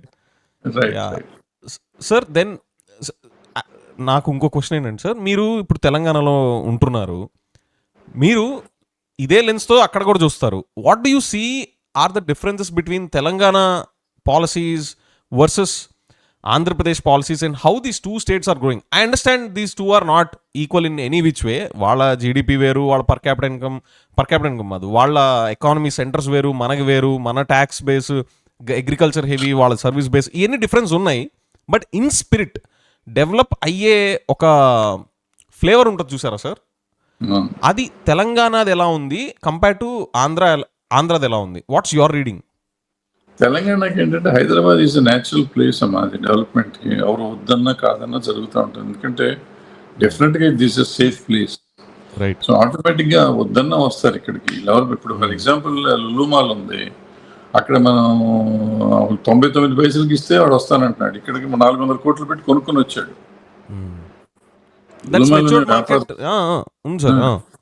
అక్కడ నాకు ఎందుకు ఫ్రీగా ఇవ్వాలి, అక్కడ నువ్వు 300 కోట్లు 3000 కోట్లు ఏదో ఇచ్చేసారని చెప్పుకుంటూ ఉంటారు, ఆల్టర్ చేస్తున్నారు. ఇక్కడ అతను 400 కోట్లు అక్కడ కాదని కానీ ఇక్కడ 400 కోట్లు పెట్టాడు. అతను అక్కడే 400 కోట్లు పెట్టేదో చేసుకుని ఉండొచ్చు కదా. మనం చేయలేకపోయాం. So that is the difference between that state and this state.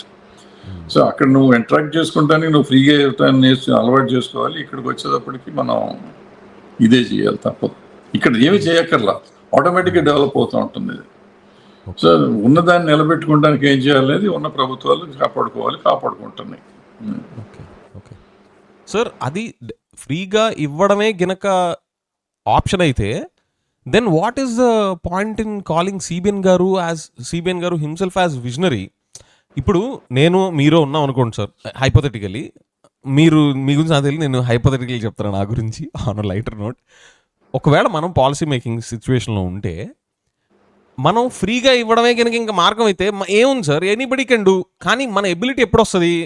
మీరు మార్కెట్ రేట్ ఇవ్వండి, నేను ఎకానమీని బూస్ట్ చేసి పెడతాను, మిగతా పాలసీస్ మిగతా అని కూడా అట్రాక్ట్ చేసినప్పుడు కదా నా విజనరీ కేపబిలిటీస్ బయటకు వచ్చేది. అలా కాకుండా నేను విజనరీ అని చెప్పుకొని నేను అందరిలాగా ఫ్రీగా ఇవ్వడం ఏంటి సార్? అదొక స్కిల్లా? పెద్ద పెద్ద కంపెనీస్ ఫార్చ్యూన్ 500 సారీ అదేమన్నా స్కిల్లా సార్? అదేమన్నా విజనరీ కేపబిలిటీయా? హౌ అదే స్కిల్ అంటారా? అదే స్కిల్.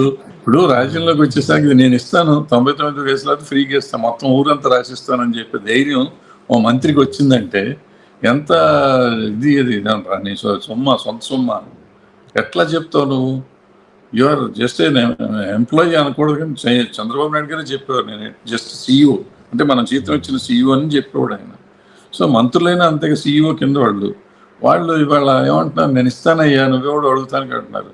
ఆ జర్నలిస్ట్ అపోజిషన్ పార్టీ వాడు అయ్యి ఉండొచ్చు, లేకపోతే అడిగిన వాడు అపోజిషన్ పార్టీ వాడు అయ్యి ఉండొచ్చు.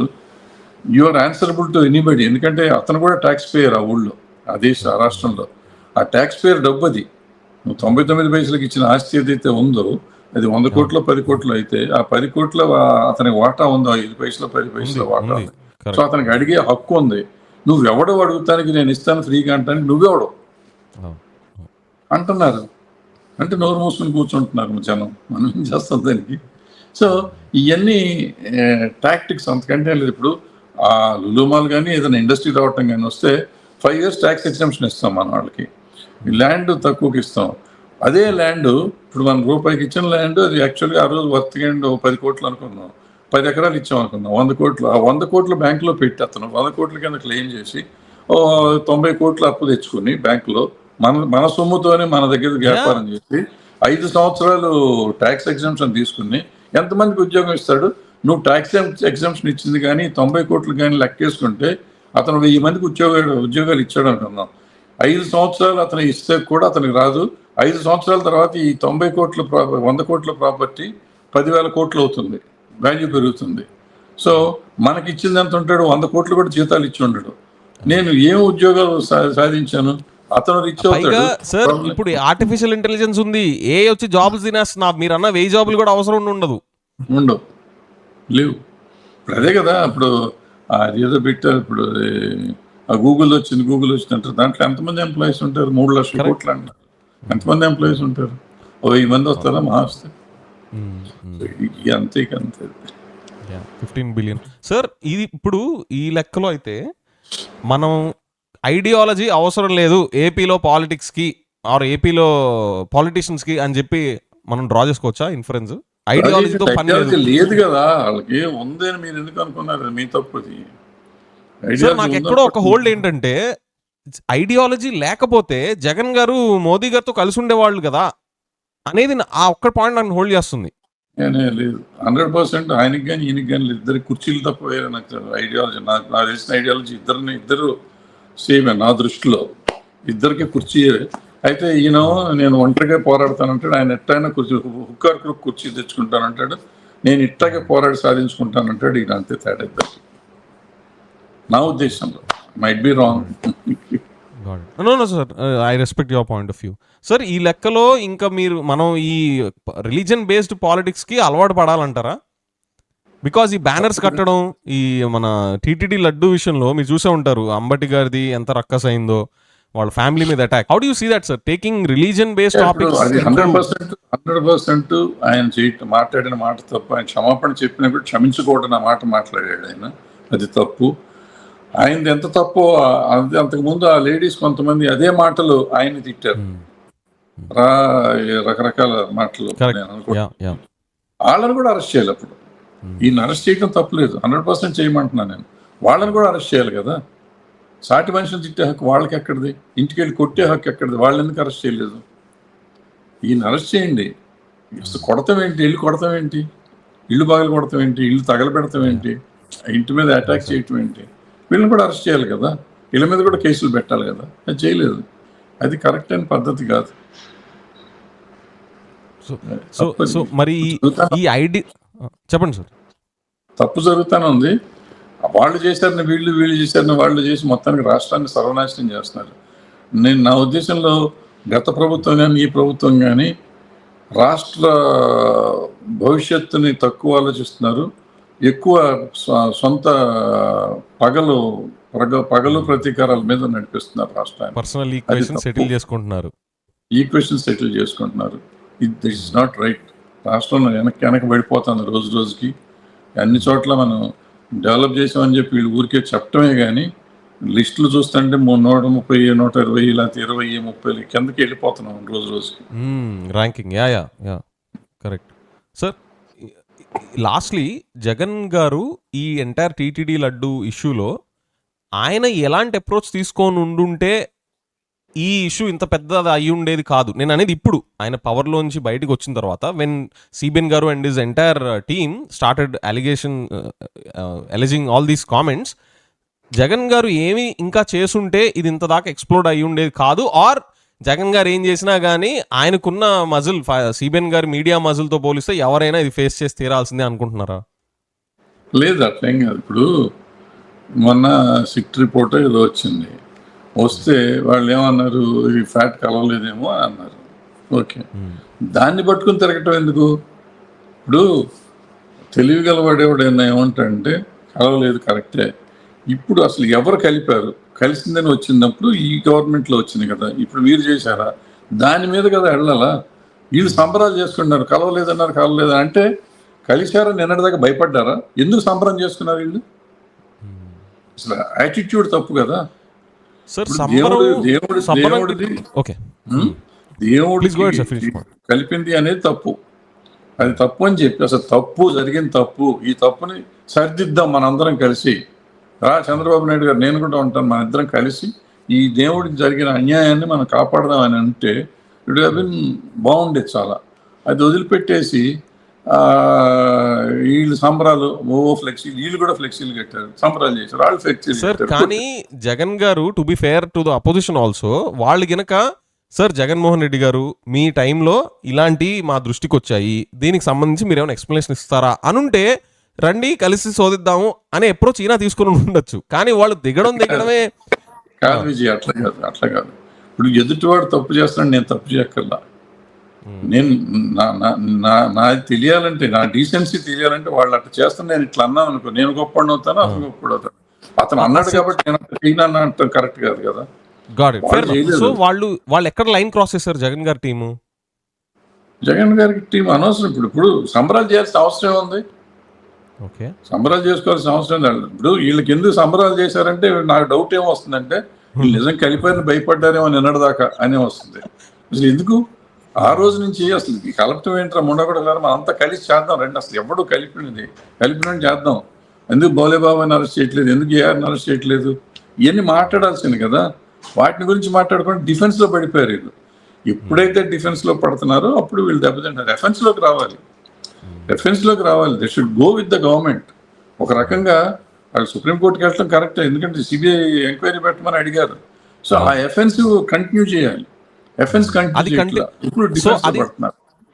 అది సంబరాలు క్రియేట్ చేసుకోవడం ఎపిసోడ్, అది డిఫెన్స్ లో పడ్డట్టు అనిపించిందా సార్? అటాక్ లా అనిపించలేదా? మిగతాదంతా సంబరాలు కాకుండా మిగతాదంతా వాళ్ళు అటాక్ మోడ్ లోనే ఉన్నారు అనిపించలేదు ఎక్కడ? అన్ఫార్చునేట్ గా ఏంటంటే ఆయన జగన్మోహన్ రెడ్డి గారి ప్రభుత్వం ఉన్నంత కాలం అటాక్ మోడే రాంగ్ స్టెప్ లో అటాక్ చేశారు. డిఫెన్సివ్గా అఫెన్స్ చేసుకుంటూ వచ్చారు. వాళ్ళని డిఫెన్స్ చేసుకుంటున్నామని అఫెన్స్ చేశారు. ఇప్పుడు ఆ పొలిటికల్ పార్టీస్ వాళ్ళతో తిట్టించడం, మంత్రులతో తిట్టించడాలు ఇటువంటివన్నీ జరిగింది. ఎందుకంటే వాళ్ళ టైంలో జరిగిన డెవలప్మెంట్ గురించి ఎక్కువ మాట్లాడుకోలేదు వాళ్ళు ఎప్పుడు. Yeah. ఇప్పుడు మాట్లాడుతున్నారు మీ బోటోళ్ళు ఇప్పుడు మాట్లాడుతున్నారు పవర్ లో లేని తర్వాత. అది అప్పుడు ఉన్నప్పుడు అది మాట్లాడకుండా వీళ్ళని మీ మంత్రులు ఒక్కొక్కడు వచ్చి ఒక్కొక్క కులం, ఏ కులం మంత్రి ఆ కులం వాళ్ళని తిడతామో మొదలెట్టాడు. అది తప్పు చేశారు అప్పుడు కేవలం ఇది మాట ఎందుకు తిడితే ఏమొస్తుంది? అసెంబ్లీలో తిడతారా, అసలు బూతులు తిడతారా, బయట బూతులు తిడతారా? ఇప్పుడు అదే చేస్తున్నారు వాళ్ళు కూడా. వాళ్ళేం తక్కువ తినలేదు. వాళ్ళు అంతకుముందు గతంలో అంతకుముందు 5 ఏళ్ళు కూడా వాళ్ళు అసెంబ్లీలో అదే చేశారు, బయట అదే చేశారు. సేమ్ థింగ్ వీళ్ళు 14 to 19, 1924 వీళ్ళు అదే చేశారు. బట్ అన్ఫార్చునేట్గా 19 to 24 there was some development, some good things have been happened. They never came to light. ఇప్పుడు వస్తున్నాయి. ఇప్పుడు వచ్చినా కానీ ఈ హడావిడి వాళ్ళు ఏం చేస్తున్నారు, మొత్తం అంతా ఆల్రెడీ ఎఫెన్స్ లోకి ఉన్నారు. ఈ లైట్ లోకి తెస్తానికి కూడా ఆస్కారం లేదు. ఇప్పటికైనా వీళ్ళు కళ్ళు తెరిచి బాబు మేము ఇది చేసాం, ఇది చేస్తాము, ఇట్లా ఉంటాం, ఇది తప్పు అని చెప్పి చేసి కలుస్తానికి ప్రయత్నం చేసినట్టు కలుస్తాం కదా. వాళ్ళతో ఎందుకు కలుస్తాం మనం? కానీ ఏదో చెప్పాలి కదా, రావాలి కదా.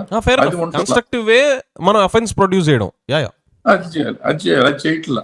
అది చేయనంత కాలం అంతే నా feeling. Sir fair enough sir. ఇప్పుడు on the whole TTD laddu issue అనే కాదు, on the whole YCP as an opposition in Andhra Pradesh, do you think they are giving enough fight sir? ఏదో ఒకటి ఇవ్వకపోతే మొన్న జరిగిన ప్రెస్ మీట్, సిబిఎన్ గారు గవర్నమెంట్ ప్రెస్ మీట్ జరిగింది. 9 ministers and opposition party leaders చాలా మంది కూర్చున్నారు. అపోజిషన్ మన బీజేపీ లీడర్స్ కూర్చున్నారు. 8-9 మంది మినిస్టర్లు వాళ్ళు అంతా కూర్చున్నారు. ఇవన్నీ స్టీల్ ప్లాంట్ కోసం కూర్చున్నారా, పోలవరం కోసం కూర్చున్నారా, లేకపోతే రాయలసీమ నీళ్లను గురించి తెలంగాణతో గొడవ దానికోసం కూర్చున్నారా, లేకపోతే విభజన హామీల గురించి కూర్చున్నారా? అంటే రాష్ట్రానికి కావాల్సిన అభివృద్ధిని గురించి మాట్లాడడానికి ఎప్పుడు 8 మంది కూర్చున్నారా, మాట్లాడారా? ఎవరికి వాళ్ళు ఇండివిజువల్గా ఎవరు ఇష్టం వచ్చిన స్టేట్మెంట్లు వాళ్ళు ఇస్తున్నారు. కానీ బట్ దీనికి వచ్చారు అంటే జగన్ అంటే చూసి భయపడుతున్నారు కాబట్టి వచ్చారు. అంటే జగన్ పోరాడాలంటే వాళ్ళు కలిసికట్టుగా ఉండాలనే ఉద్దేశం. అది వాళ్ళల్లోనూ భయం కనపడుతుంది, వీళ్ళల్లోనూ ఇది కనపడుతుంది. బట్ అది రాష్ట్రానికి మంచిది కాదు. ఇద్దరు చేయటం తప్పే. వాళ్ళని ఏదో మనం వంక పెడతానికి కాదు, కానీ వాళ్ళు కూడా ఈ రాష్ట్రాన్ని గురించి ఆలోచించి జగన్ని వదిలేయండి, అరెస్ట్ చేసుకోండి, ఏమైనా చేసుకోండి. బట్ అది దీని మీదే కాన్సన్ట్రేషన్ చేయటం అనేది ఆ ప్రభుత్వం చేస్తున్న తప్పని నేను ఫీల్ అవుతుంది. సార్ అక్కడ నాది చిన్న డిఫర్ అవుతాను సార్ మీతో. అదేంటంటే ఇప్పుడు CBN garu and his entire team of 8-9 ministers and alliance partners వచ్చి కూర్చోవడం జగన్ గారి స్ట్రెంగ్త్, అంటే ఆయన చేసిన అటాక్లో ఉన్న స్ట్రెంగ్త్ వల్ల వాళ్ళు వచ్చి డిఫెన్స్ చేసుకోవాల్సిన పరిస్థితి వచ్చిందా, లేదా వాళ్ళ సెల్ఫ్ గోల్ వేసుకోవడం వల్ల, అసలు ఇలా అలిగేషన్స్ చేయడంలోనే వీక్నెస్ ఉండడం వల్ల ఈ ఇష్యూకి వచ్చి కూర్చున్నారు, మిగతా ఇష్యూలు కూర్చునే అవసరం ఎందుకు పడలేదంటే జగన్ గారి సైడ్ నుంచి అసలు అంత స్ట్రాంగ్ అటాక్ లేదా?